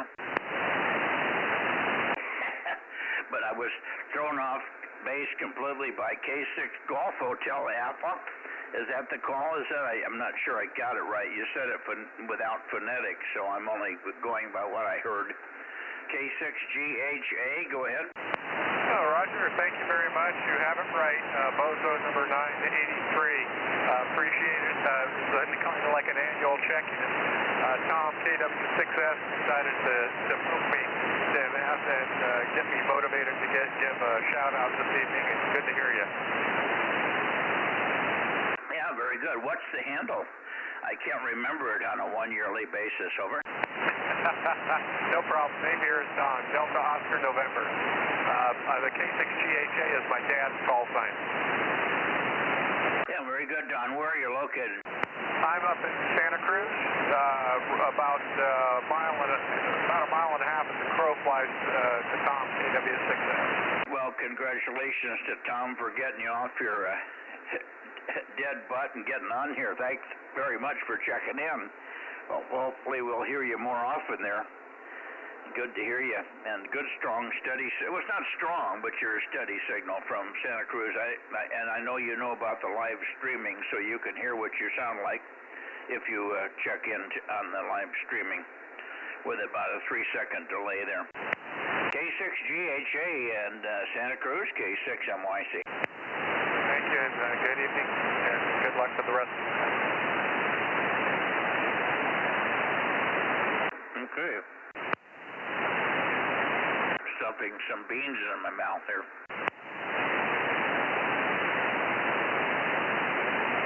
So let me shoot it back to you, Ed, if there's anything to add from our first time around. Oh, you did have it already. You said you were enjoying the live streaming. Yeah, nothing else here, Mikey.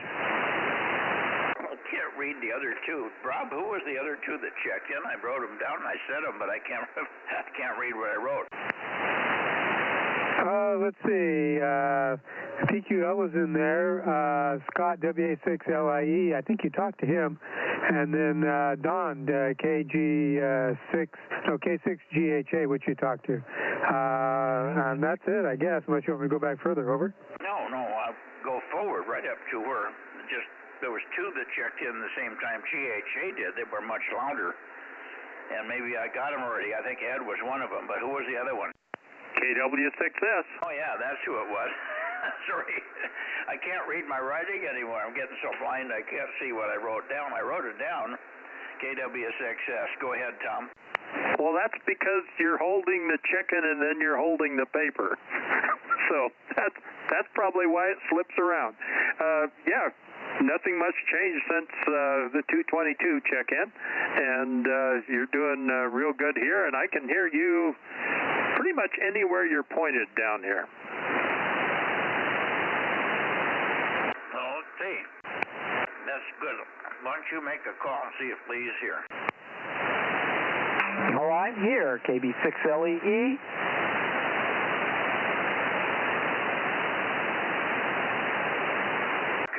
Don't just be here. Give me a transmission, so I'll have time to write in your dealy bobbies. Give me your Bozo number again, and tell me how you haven't done anything on the 432 antenna. AB6LEE, Bozo 1098, the countdown Bozo. And yeah, you're sounding as good as usual here. And Tom, you're like 20 over because you're coming right over the top of me and sounding real good. Yeah, good. Tom, I guess, didn't pick it up, but I'll get it. Okay, good. You're certain nice and strong here. Wish we could get you to sound this way on 432. Over. Yeah. It's coming. I do have a plan. It's just that with all the rain and everything, I mean, it's been pretty rainy here. As a matter of fact, we had tornado warnings Saturday evening from about 6 o'clock to 6:45, and a fair amount of lightning, mostly cloud to cloud, a couple of cloud to ground strikes, but Yeah, I disconnected everything and hung the wires outside and just let it rain.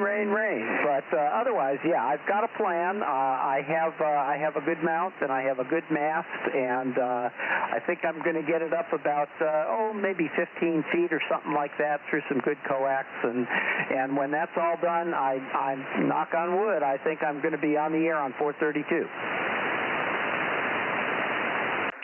Suspense is killing me.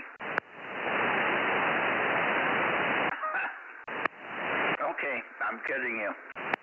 Good deal. I know you got things to do there. Usually the first time you do them, it's difficult. It only gets harder with the more times you do it. Yeah, because every time you do it, you're a little bit older too, right? At least that's how I'm feeling. It's a little bit harder to climb up the ladder and a little bit harder to push up the pole every time. Over. Well, I was thinking of it in a different way, because each time you do it now, you'll be doubling the size of the array or putting 6 other things up there with it. So it's usually that complicates it and makes it more difficult. Just doing the quaggy over and over again, it would be the same. And you would be getting quite efficient at that if you'd done it 6 to 10 times. But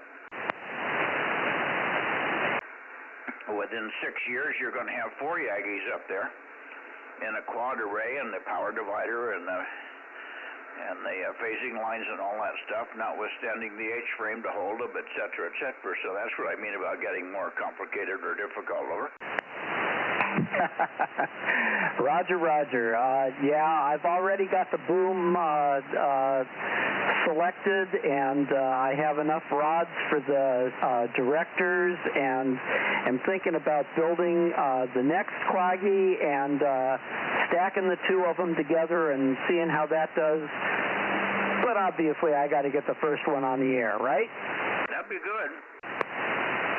Okay. 7-3 there. K6MYC, KW6S in the group, KB6LE. Okay, very good, Lee. Well, you're not bothering me here. I'm trying to jam some dinner down while you're talking, so the longer you talk, the more I get eaten.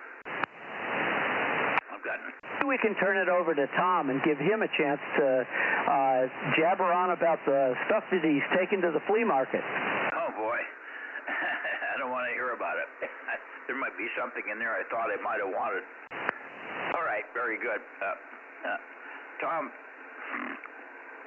you and I had it out pretty much on the other transmission, on the other band, but if there's anything further, then we'll go back into the Bay Area and see if we can squeeze any more people out of that area. Yeah, well, I should catch you tomorrow night on 1296. I'm lacking the LNA and probably will be for a while. But at least now I know that I don't want to turn it on because then it has to go through an open. So I'll give it a shot on 1296 tomorrow night. K6MYC, KB6LEE, KW6S. Yeah, sounds good. We'll look forward to it, and hopefully we'll have half-decent conditions here. We're sort of in between storms, so maybe it'll settle down and be half-decent for us. Thanks, Tom. Thanks, Lee. Good evening to both of you, and I'll go calling for anybody else that wants to check in from the Bay Area. Bay Area 6-meter people, please check in now. K6MYC. AB6SR, AB6SR. Okay, AB6SR. Good evening, Stan. Yeah, good evening, Mike. You're much louder this week than this time last week, so don't know what it's like. I'm using the Delta loop about 6 or 7 feet across above the ground, 100 watts here on an old FT920. So I can hear you very well, and I can copy Tom down there in Santa Cruz a little better on 6 than I can on 2. Back to you. Yeah, good deal. You mean Tom? KW6S? Yes, Tom in Santa Cruz. Okay, but you could you hear Lee at all in Watsonville? Barely, just on the noise here. Okay, well, he's just the same, well, I don't know if he's the same strength as Tom, but very good copy over here. But he's beaming this way, and he may be more sheltered from where he is in east of Watsonville there. Anyway, just wondered. Very good. Good evening to you. Thanks for checking in. I think you're a rarity on 6. Well, here I am. I don't check in all the time because when you're a weak signal, Mike, I think it isn't worth me bothering trying to check in with 100 watts and a small antenna here. Back to you. Well, I think you're paranoid about nothing. If you've got the live stream up, you should listen to yourself. It's really quite significant signal strength, over. Yeah, okay. I'll go back and find it a little bit later or tomorrow morning and have a listen to what I sound like here on 6 meters. Okay, nothing much else here. It's been a sort of cool day, but I noticed the little buds are unfurling on the acers outside.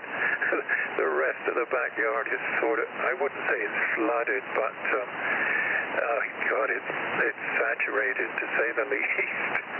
I think we've had a little more rain than you. Anyway, back to you. See if there's anybody else in the Bay Area for you. K6MYC, AB6SR. Yeah, Roger. Well, we only got ½ inch in this whole last 3-day thing. So it could have been 3 inches, and it was at Frank's place, north of me by 15 miles. He got 3 inches, I got half. So shows you what 15 miles can do around here. I'm just not in the pattern this year. All right, 7-3, Stan. Who else do we have in the Bay Area? How about Jim, JNN, KD6S, okay.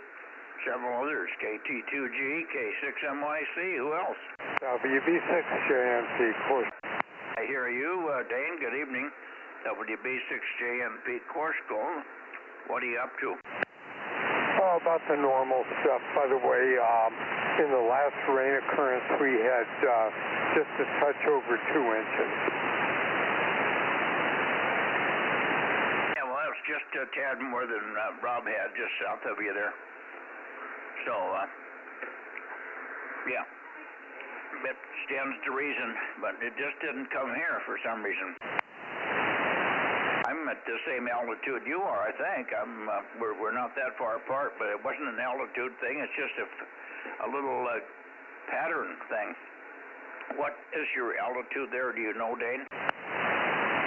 We are at, what was it, 2253. And I've been doing some time-lapse photography, and it's really interesting to watch the clouds in our little bowl. Just the way stuff moves around, and the topography sort of blows rain or clouds in a lot of different directions. Today I was watching it, and I had some clouds going one direction, and then probably about 4,000 or 5,000 foot above them, they were headed about 90 degrees off. So it's really strange what the weather does. Yeah. I guess you're higher than I thought you were. You're 1,000 feet higher than I am.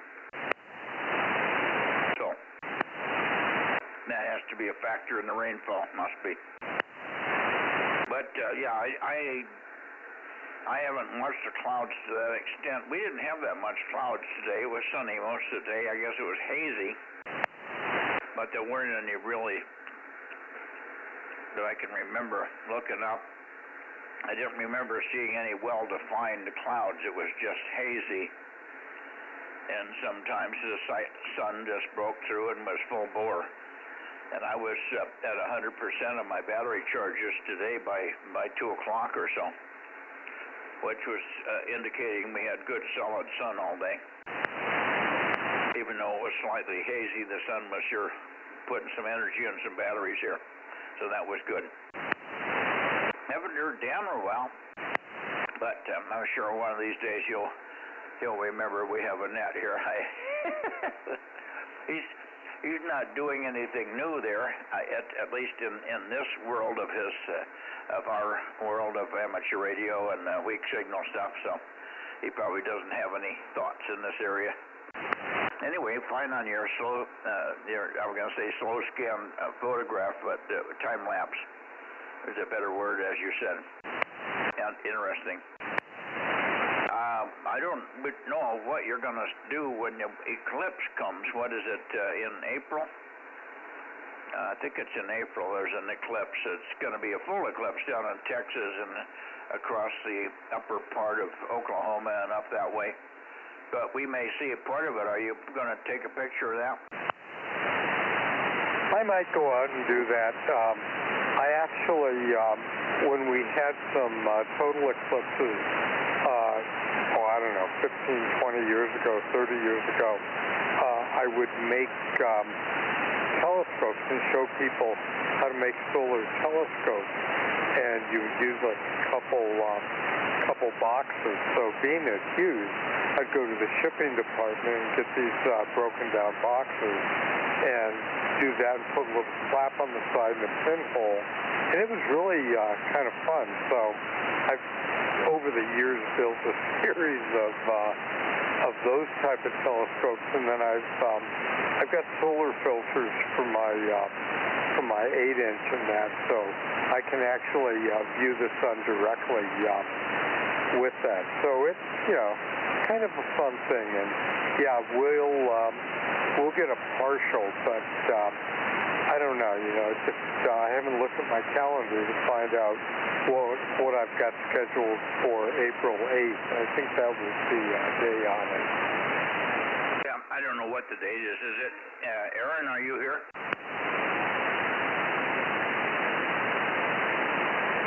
Yeah, I'm here, Mike. Okay. Have you been monitoring Dane? When is the eclipse? Yeah, he said it was on April 8th. That's right. Okay. So at least you're aware of it, Dane, and that's good. Aaron and his family are going to go to Texas and watch it, but they're going there to also do some family visits and some camping and stuff. So they're going to make a joint venture out of it. I said it would not be worth driving down there just to see the eclipse go full, even though it's probably likely be the last one in his lifetime that he sees. The next one's coming up in whatever it is, 2053 or something, Aaron? Yeah, 2046. I'll be around for that one. It's just going to be a while. Well, you are an optimist that you'll be around, assuming we don't have a nuclear cloud over us. Oh yeah, or anything else going on. But hey, Mike, I'm only 37, so I got time. Yes, you do. That's a good age, by the way. I was born in 37. I like the number 37. Yeah, we'll see how the year goes. K6USY. Well, I tell you what you do now. You just keep that. Every year you have a birthday, and just keep saying I'm 37 again. All right. Anyway, you and Dane ought to get together sometime and talk about, because Dane's got a, what, 8-inch telescope, Dane? Well, I've got a couple 8-inch. I've got an 8-inch Cassegrain, and then I've got a 8-inch Neutronian that was hand configured by a guy named Tom Cave, who was like a legend in the amateur telescope group. So he actually configured this and then formed a company called Cave Optics. Oh, very good. How big is yours? I thought you said yours was a 10-inch telescope, Aaron, over. I have a 5-inch. My parents have bigger. My mom's got a 10-inch, and my dad's got like an 8 or something like that. So, but mine's only a 5-inch Celestron. Are you copying Dane? Okay. Through your radio. Oh, okay. So you're not hearing him direct. No wonder that you didn't jump in the conversation. All righty.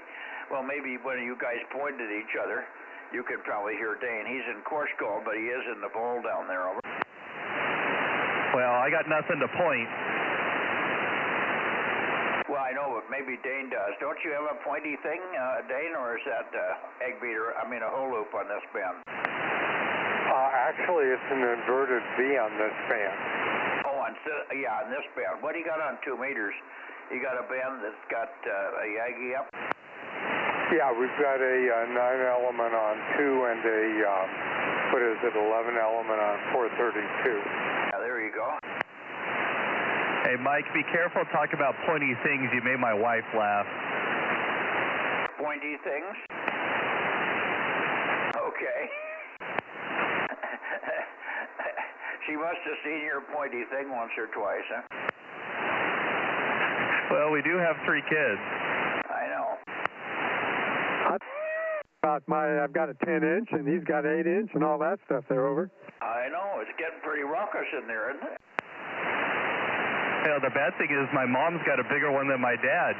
Uh-oh. I was talking about trailer hitch balls today, and I realized that I was going to tell you guys the story of I spent an hour looking through my ball supply, and all I could find was 2-inch balls, and they were too big for the trailer hitch. And that's really terrible when your balls are too big, isn't it? Well, we're off the rails. Yes, we are. I'm getting bored with this conversation. All right, let's see if there's anybody left in the Bay Area to add to my ball collection here. Well, you got to see if they can outnumber Core Schools, K6USY. Yeah, well, it's probably pretty much of a push tonight, although we may be ahead of them a little bit here. How about KT2G or WB6JNN? Are you guys in here? Boy, Bay Area, what'd we do? Lose you guys all together in this 6-meter interesting conversation here. K6MYC. Hey, Mike, did you need the 1 7/8 to go pick up the log splitter, over? No, I can't. I guess that log splitter had a 7-inch and 7/8 socket, didn't it? Yep. No, wait a minute. I think it was a 2-inch. Yeah, it was 2-inch because we took it off your ATV, over. Well, the ATV,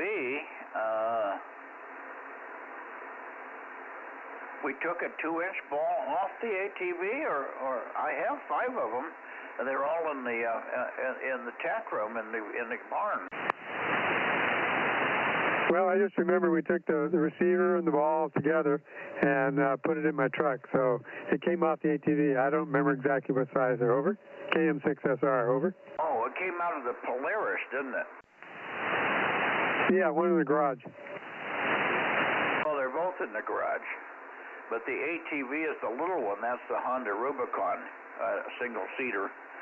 And it had a 1 and 7/8 ball. That's what I pulled the trailer with at first. But the trailer is so big that it's jacking the ATV's got the power, but I just sit there and spin all 4 wheels when I'm trying to go up the hill with it. So I took that ball and I looked for another one for 1 and 7/8 because the one that was on my big Polaris is a 2-inch. And it wouldn't go in there, so I went to my barn supply and I got all 5 balls out there, and damned if every one of them isn't 2-inch. I only have 1 and 7/8, and that was the one that was on the Rubicon ATV. So I finally ended up having to take that over and transfer it over. So I'm going to have to buy an 1 and 7/8 ball next time I'm down at Harbor Freight.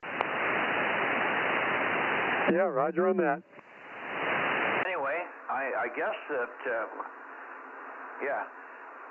So did we? I know you returned my. That was a 2-inch. The ball on the Polaris is a 2-inch, and that's what you borrowed from me. But what did you have on your machine? 2 and 5/16. I put it back on your Polaris or wherever it came from, just so you would have it there and not be out somewhere and realize it was gone, over. Okay, so your ball was even bigger, huh? Uh-oh, you're making Aaron's kids blush again. Yeah. Well, it's a 1-ball situation for you, right? No, I got all the others. I normally run 1 and 7/8 on our ATVs because we have little trailers and stuff that they work good with, over. Yeah, so what's on your truck, though? 2 5/16. I also have a 2-inch for the truck too, but my big car trailer is 2 5/16. That's a huge ball. I never had anything that fit a 2 5/16 ball. I can see 2 1/8, but my God, that's huge. It's not that much bigger, but the car trailer is a 7,000 or 7,500 pound trailer, so you got to have a good sized ball to pull it right over. Yeah, okay.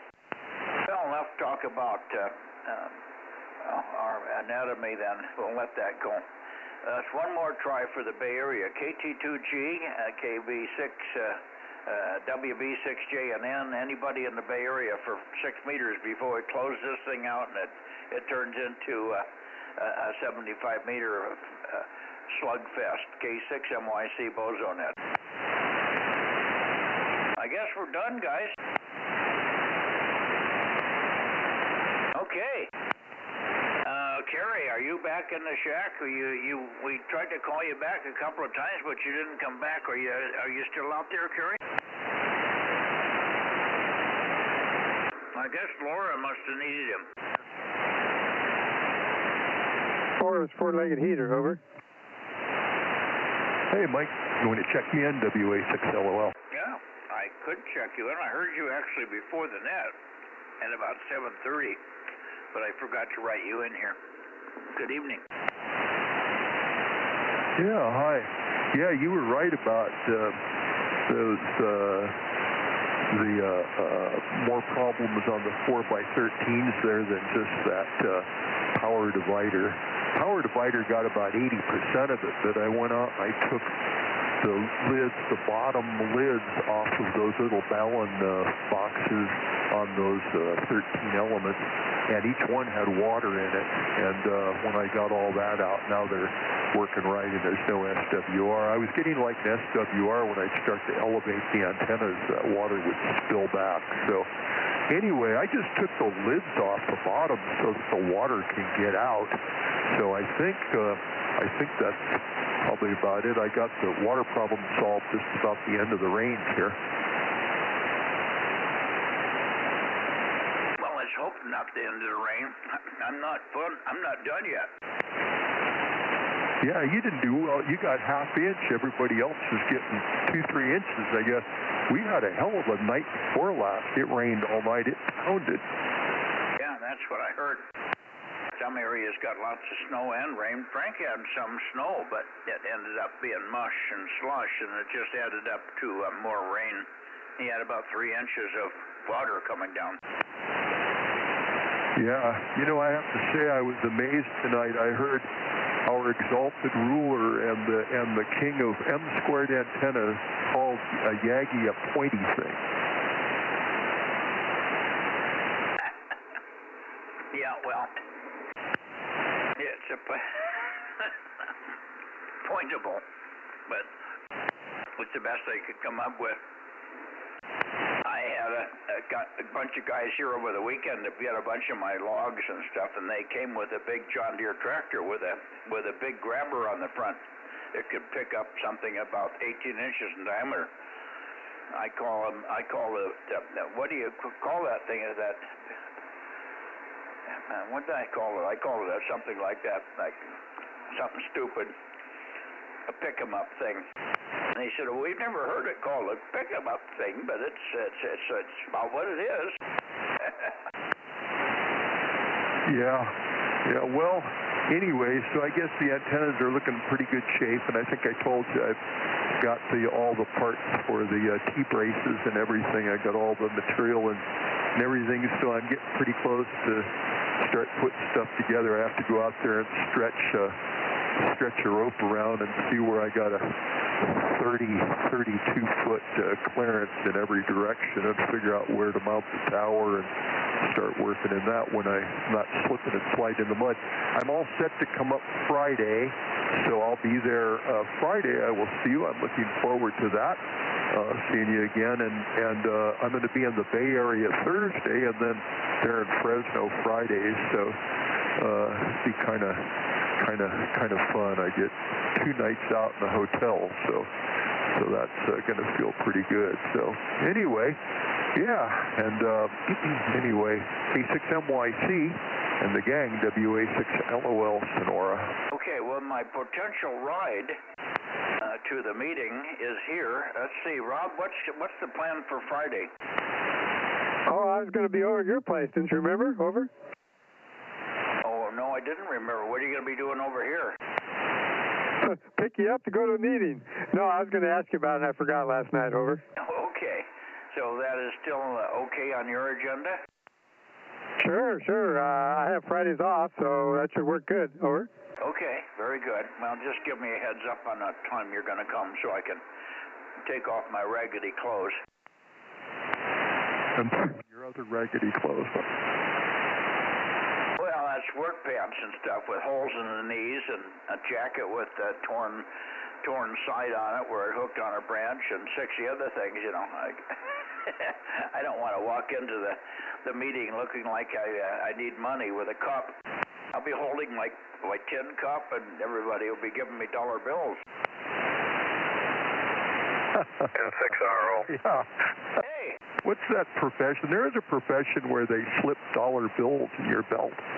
Oh, that's a different one. I haven't actually participated in that except being one of the guys putting the dollar bills in there. Over. Yeah, on the wrong end of the money. Yeah. Yeah, right. We used to do that. There was a place called the Ore House, O-R-E, but you know it played on words. That was the first topless bar in the San Jose area many years ago. And the girls used to come in and do the laptop dances on the bar, and we could stick $1 and $2 and $1 and $5 bills in the G-string if we wanted to.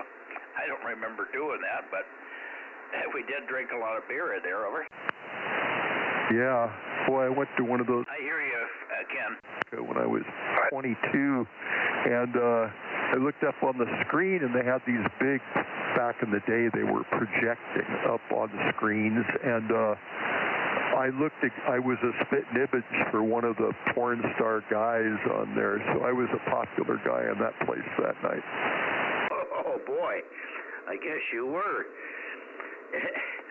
Yeah, I hope you were endowed like he was, were you? Yeah, I don't think so. But they didn't know that. That's a good thing. Don't tell them. Okay, let's see. Let's get Ken in here.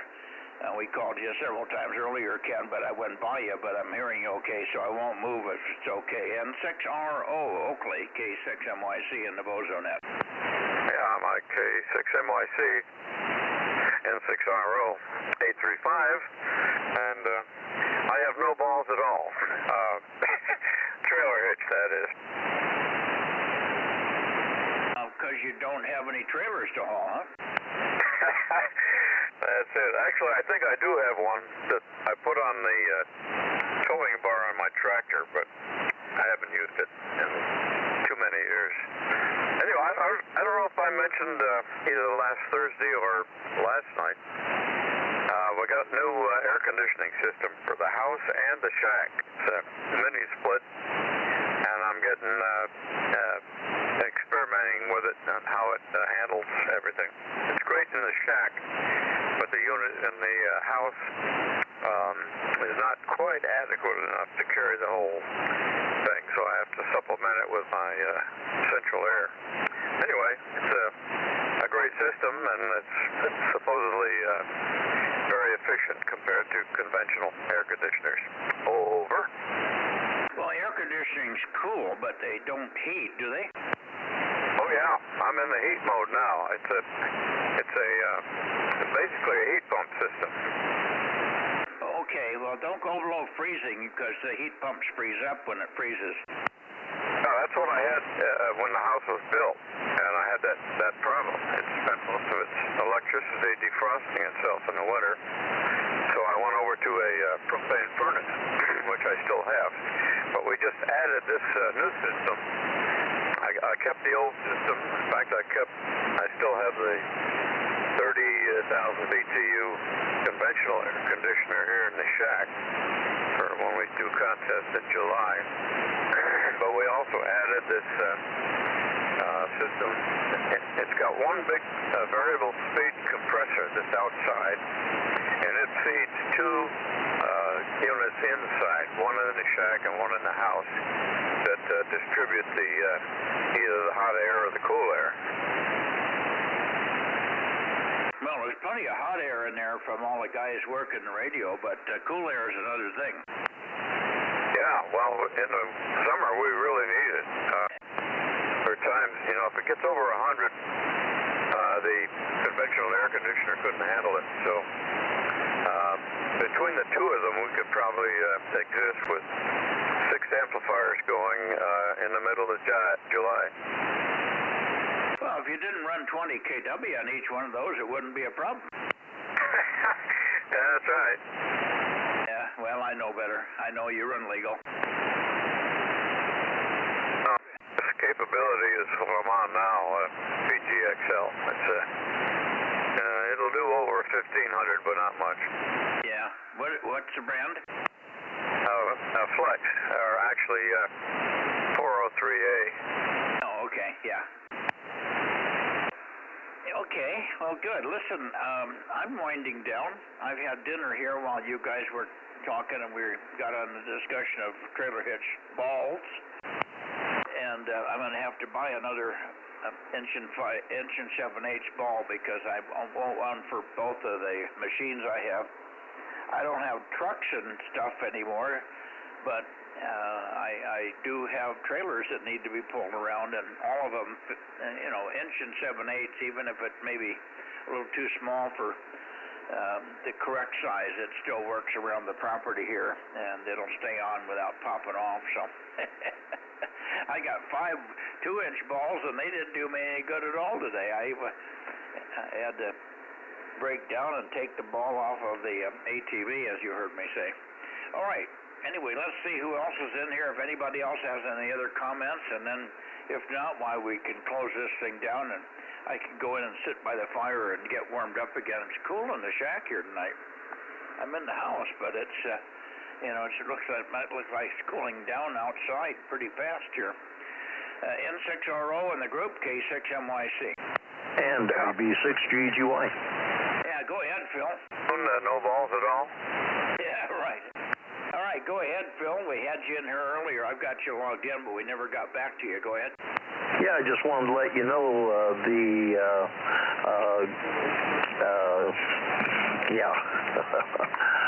Q5 sent the transverter in for our over from what is it, 150 watts, I think, or 140. Anyway, we received it today, so we're all set for the transverter. Now, Greg and I got to get together and work out the cabling and so forth, but sounds like we'll be on our way, and next thing I'm going to have to get a hold of the store and there in Fresno and get the antenna ordered. Yeah, okay, good deal. I'm glad that you got the transverter already. That's wonderful. 150 watt is a good unit, as long as, when you add it all up, it probably was the cheapest way to get to 150 watts. Very good. The best ability to, and it still gives me the 36-inch screen to over the radio here, so it gives me the best possibility for the vision assistance here. So anyway, WB6GGY. Yeah, no, I understand why you did it. Perfectly valid to have it so you can see it. But anyway, we'll be looking forward to hearing you maybe by Sunday. Hey, when you talk to Greg, you might ask him if he's heard anything from Dick Collier and his family, whether they're going to have a memorial or whether there's been any news about that. He may not be in their loop. And I keep forgetting to ask my son, who's on the Facebook with the daughters, Dick's daughters are on there, and they chat. But I haven't heard, Matt hasn't said that they're planning anything, or it's coming up and blah, blah, blah. So I'll have to ask Matt, but maybe Greg knows something that I would appreciate anything he's heard. Other than that, good luck, and hopefully you guys can get together quickly and get that thing organized. There's not too much to it. You've got cable in, cable out, and you better get the antenna ordered to get it in your hands quickly. If you don't already have something, you've got something up there that you could put on 2 meters temporarily anyway. Back to you for your final 73s to you, Ken. I think you and I are done talking about the missing 2-inch balls and all that stuff. And we'll put a wrap on this thing tonight. WB6GGY, K6MYC in the group. Yeah, let's see if Greg's in there. Greg, are you on frequency? You dropped way down, by the way. You may have lost the amp. Yeah, he was asking whether or not you had heard anything about Collier's funeral. Go ahead. No, I haven't. As a matter of fact, I was just thinking about that. So if I give his neighbor who's called here,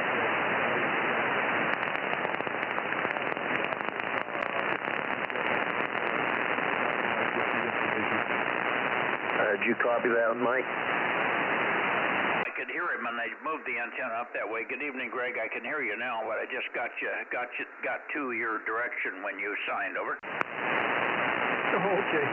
Hi, Mike.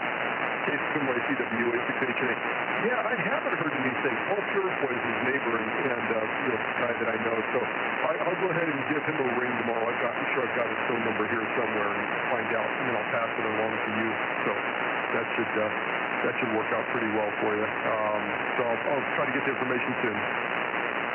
Okay, yeah, pass it to Greg. If nothing else, I talk to Phil almost every morning here.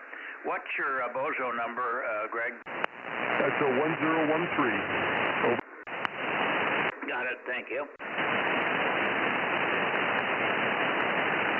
Okay. Mike, since let's see, hold on. This will help. How about if I actually turn the amplifier on? I was working you with 30 watts. This might be a little bit easier.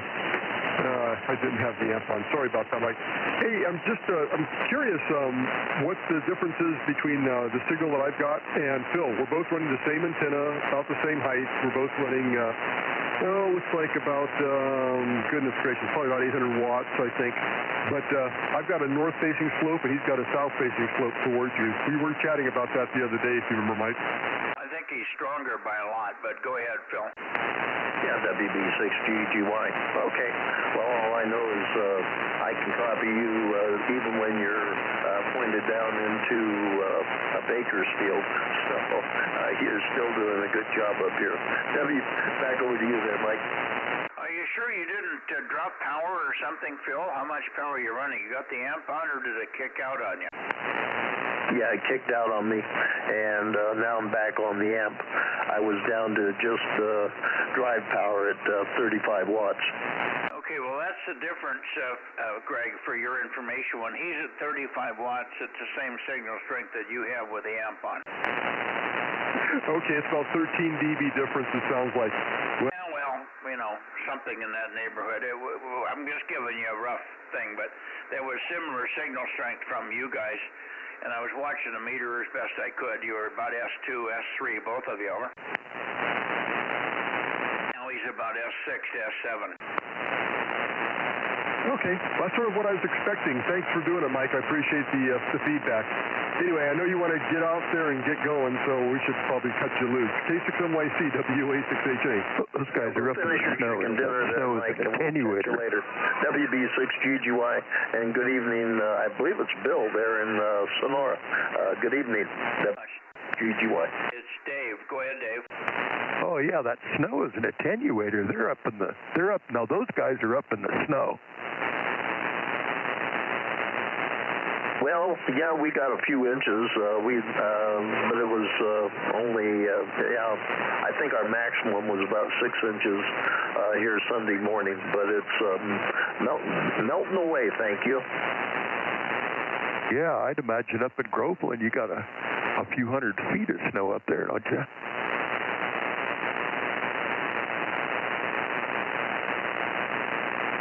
Greg, you got a lot of snow up there, don't you? No, actually, I'm in Groveland, so we're at 3,000 foot. Got almost nothing this time around. So we got almost 6.5 inches of rain, though. Yeah, we got a lot of rain too. We need to take some of that rain and send it down to Mike. So he's like missed all of these major storms. So anyway, all right. Anyway, Mike, get back to you so you can get out of here. K6MYC, WA6LOL. Yep. Good evening, Greg. Good evening, Phil. We'll see you in the morning, Phil, perhaps. And Dave, thank you for checking in, and good to hear you. And it sounds like you got the problems with the water solved. I thought you might have a little water in the antennas themselves, based on they. I don't know why Cushcraft, which is an East Coast company, or was until MFJ took them over. I'm not sure where they're building this stuff, but why they can't make stuff that's tight for water. My God, a plastic box that leaks. That's great, guys. Oh my God. Okay, enough of that. 7-3, everybody. Rob, we'll see you tomorrow on 1296, and Aaron, I guess the same. Anybody else for any comments here? We've lost Kerry. So, Kerry, you're not back, are you? No, Kerry went in. He must have got a call from Laura. 7-3, everybody. Over to you, Rob, and you can pass it around. KM6SRR for your final K6MYC. Okay, Mike. Yeah, I heard both Greg and Phil. Really good. Like you're in the driveway. Anyways, tomorrow night will be the last Tuesday for a little while because we're going to do Ken's class there. So I'll have to figure out. It's a short one. I guess I could get home and listen to the stream. Anyway, K6MYC, KM6SR. We'll say 73, Mike. And go ahead, Aaron. Okay, 7-3, guys. WB6GGY will be clear. Good night, Phil. We'll see you, Phil. WA6LOL. Good hearing you. Yeah, we're going to have to chat one of these days. But you got a great signal, to say the least. WB6GGY. I heard somebody else underneath there. Who was the person that made a comment underneath Bill and Greg? I mean, Bill and Phil? Dave and Phil? I'll get it right yet. 2 out of 3. Probably 6 out of 7. Anyway. Who made the comment? Or maybe somebody's just saying good night. All right, I think we're done. Good night, all. We'll see you subsequently here on whatever night you can get on. K6MYC closing her down. Himmler was somewhat similar, and Dr. Goebel said no balls at all.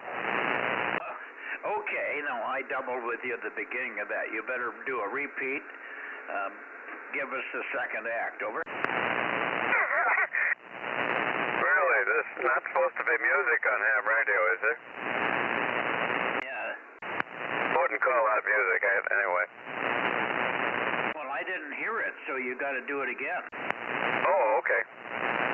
Hitler, they say, had just one ball, carrying had two but very small.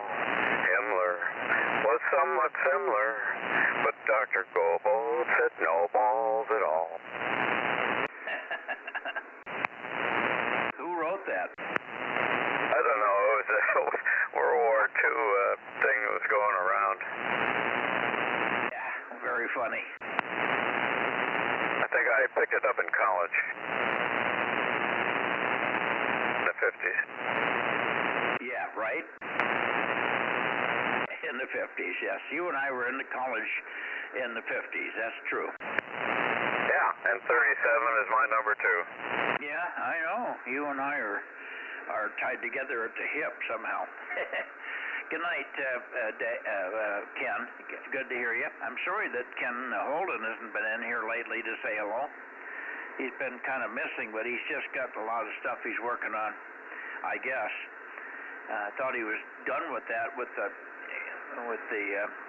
car he was trying to get going and all that stuff. As soon as he gets the car done, he takes on 6 other projects. Last time I talked to him, he called me on the phone, and he was down at somebody's house helping a guy take a tower down. So it never ends. Good night, all. K6MYC, Delta Mike 07, going that way. Enjoy dinner. It's in my belly now. I'm looking for a chocolate chip cookie next. 7-3. Good night, Mike. K6USY, DMO6. Good night, Aaron. You can probably tell where I'm listening. I got the antenna pointed toward my neighbor over there with the solar system. Oh, yeah, I can hear it.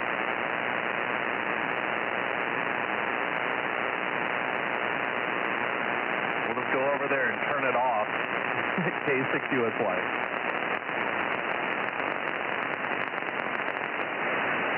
Hey, Robbie, still in there, KM6SRR, WA6LOL. There I am, pointed due west. See, it goes right away.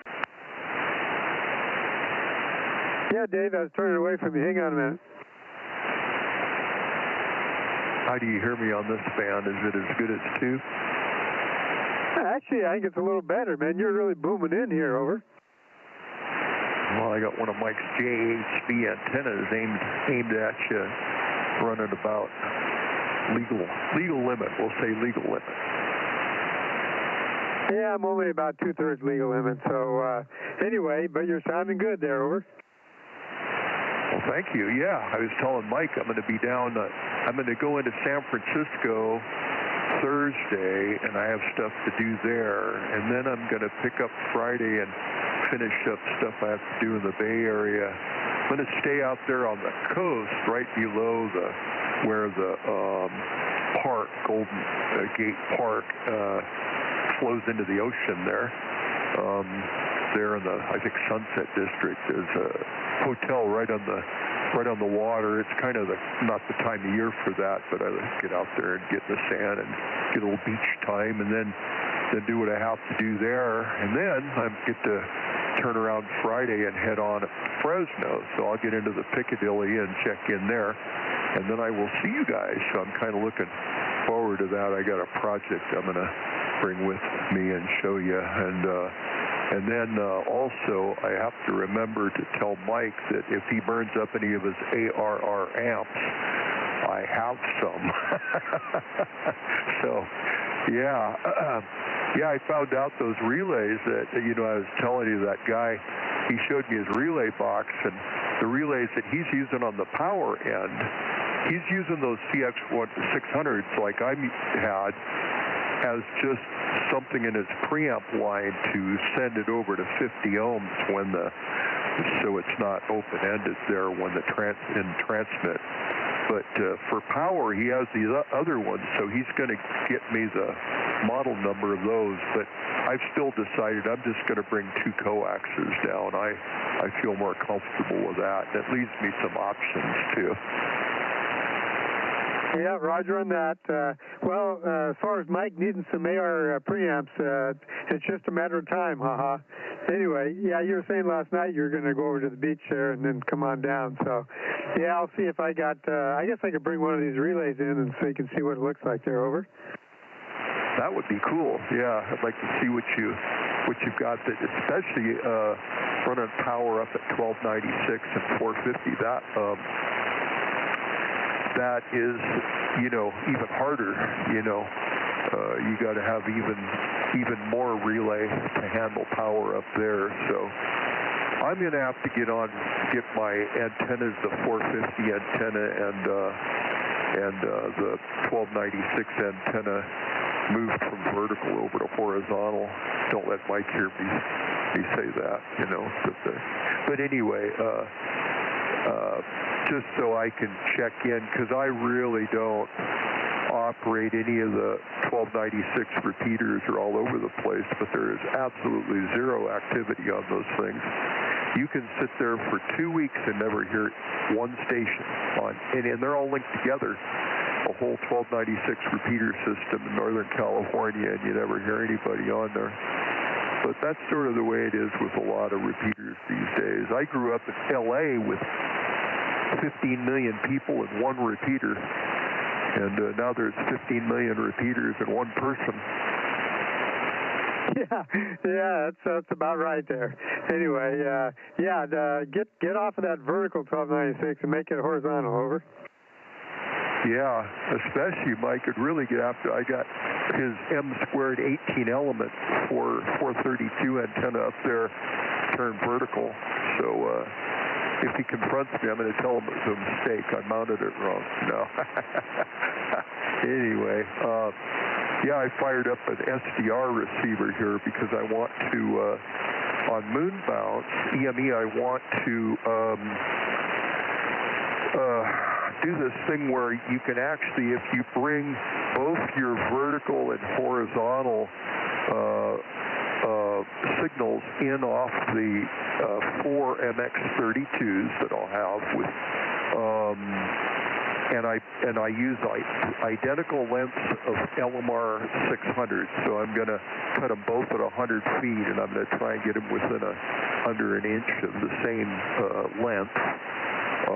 Which is going to be a little bit of work, but it's worth it, because then when I come in with that, I can feed those into two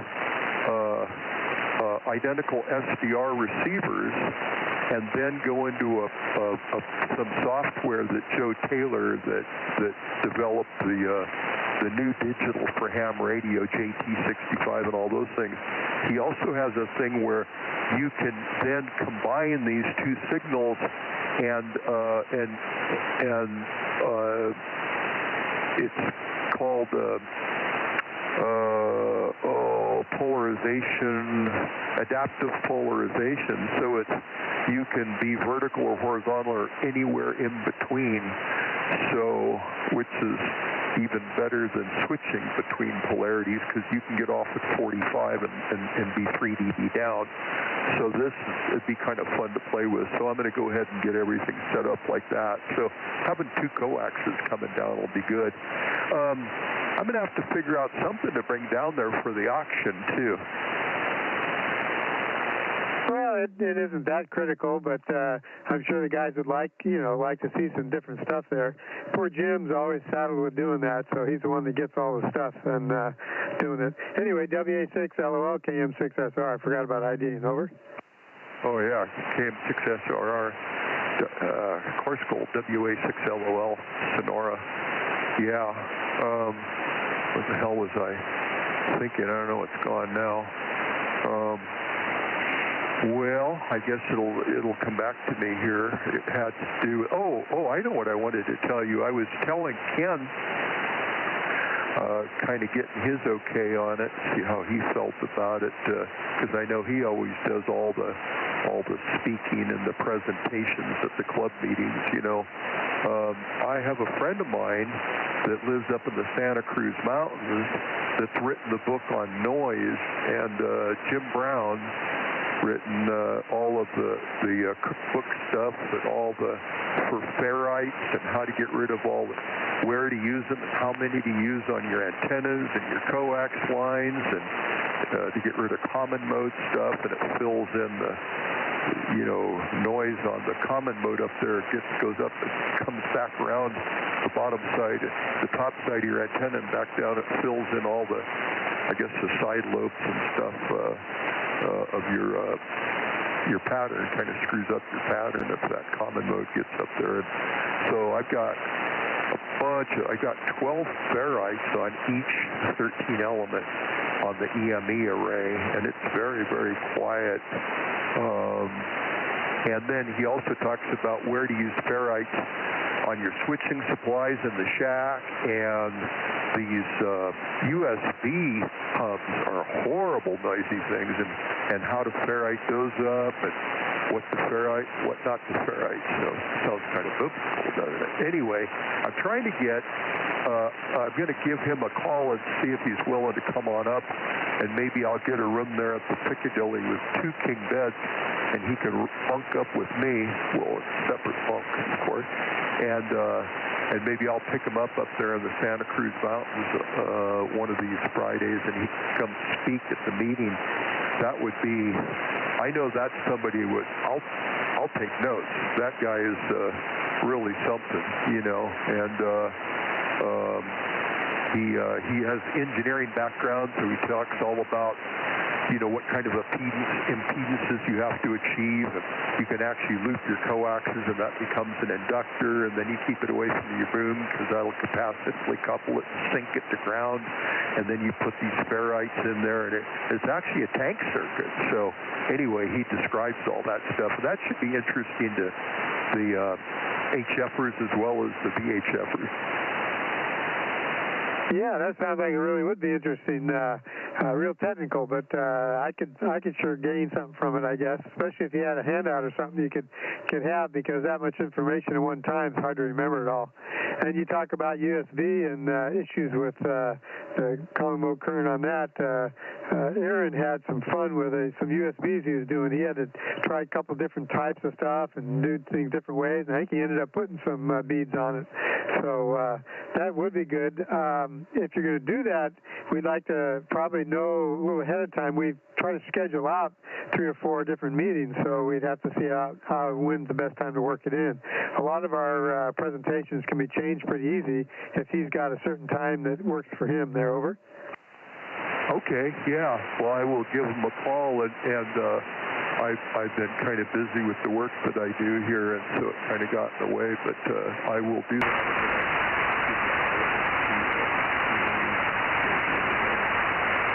So that ought to be pretty fun. Yeah, he wrote I actually made a printout of a big deal he made on all that stuff, and he's got curves and formulas and all sorts of stuff. But the neat thing is that, you know, for the guys where the curves and the formulas and stuff are like, they're more interested in just the practical, where do I put them and how many and how do I do it, you know. One thing I discovered today was really amazing. You know, they talk about looping your cable around a few times through the ferrite is important, because the more times you loop it through the ferrite is like adding another ferrite, you know, I guess roughly, you know. Well, I was having, up on the EME array, I was getting some noise. It's not too much of a problem, but when I elevate, go up or down with it, I was getting some brush noise, it sounds like, dirty brush noise.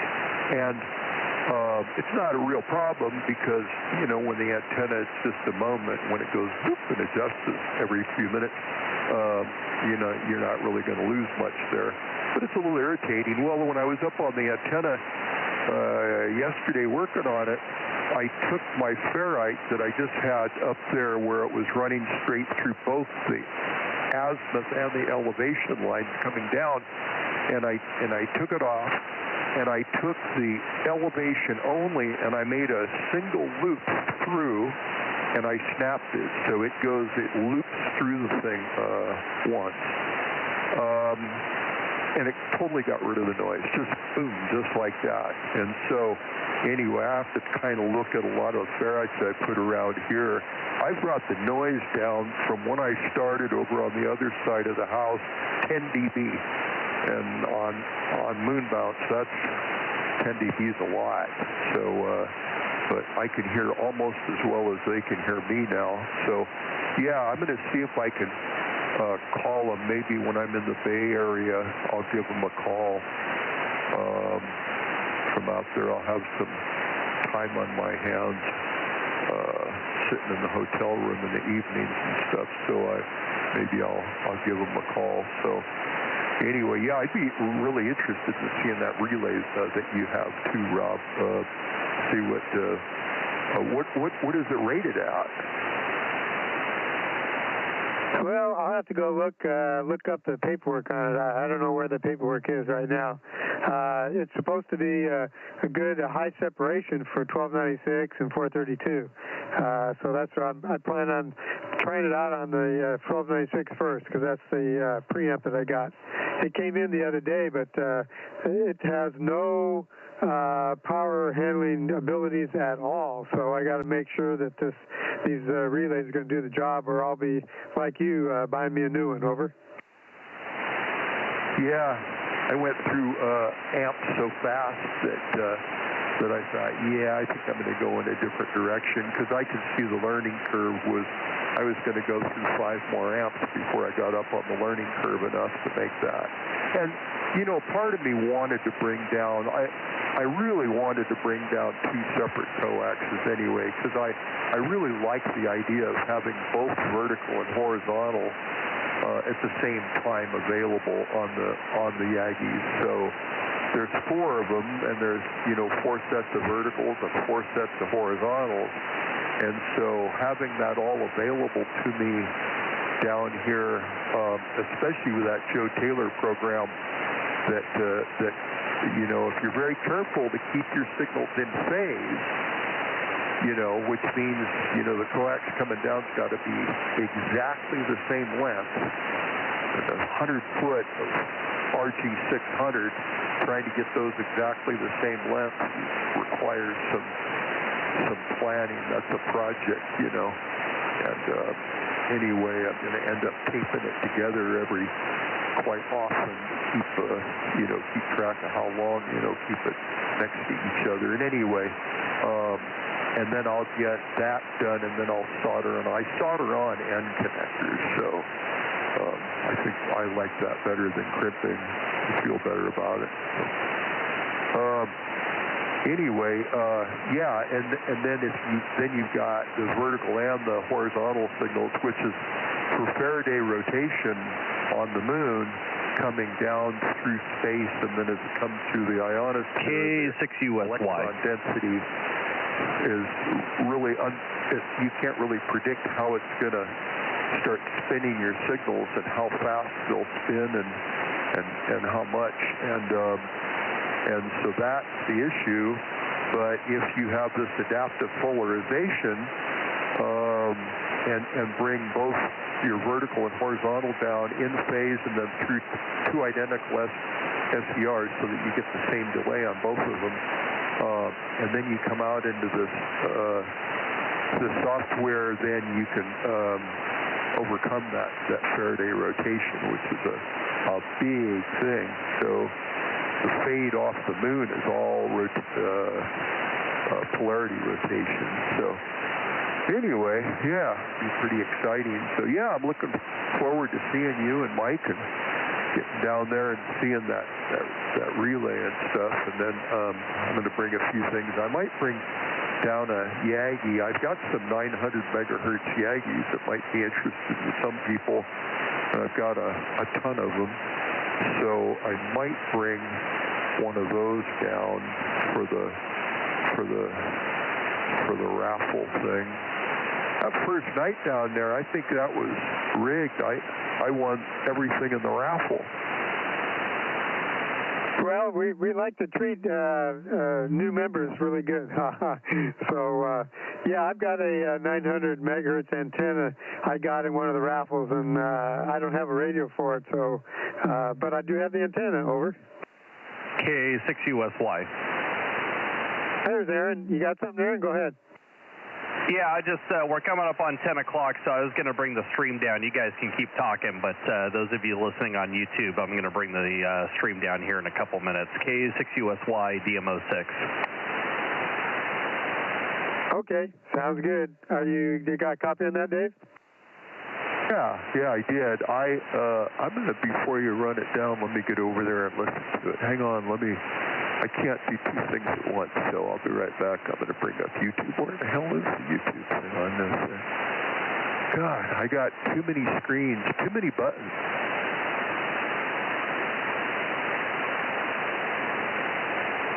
Yeah, I see the picture of your shack. I don't know how you keep it all straight there. Over. You know, it's just, it gets that way on, oh, there it is. Okay. Yeah, and then let me go over here, and poor Aaron's trying to shut down, and then I'm going to go bring it up here. But I just wanted to listen to myself coming back through there and see what I sound like down there at Mike's here. Okay, there it is, right there. And let me crank it up. The nice thing about having a delay on it is there's no feedback.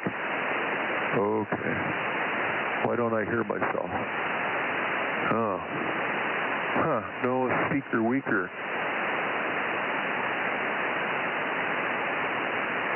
Well, in the middle of your conversation here a little bit ago, I almost lost you. It got down really low, right with the noise. Over. Oh, I'm really some serious fading. Yeah, you've been going up, but you've been staying in there solid. Okay. Well, all right. Oh, that's a different display. That's kind of cool. 50.14. Oh yeah, the waterfall is a big major part of it. Okay. Well, Aaron, if you want to shut that thing off, go ahead. For some reason, I don't have any audio over there. I've been screwing around with things and audio and everything. I'm trying to figure out how to have WSJT, which is the digital program I'm using on EME and everything else, how to have it hear an SDR receiver's audio. So I've got it going through that computer, but WSJT only has certain options, like it looks at the codec, and then it can look at the mic or the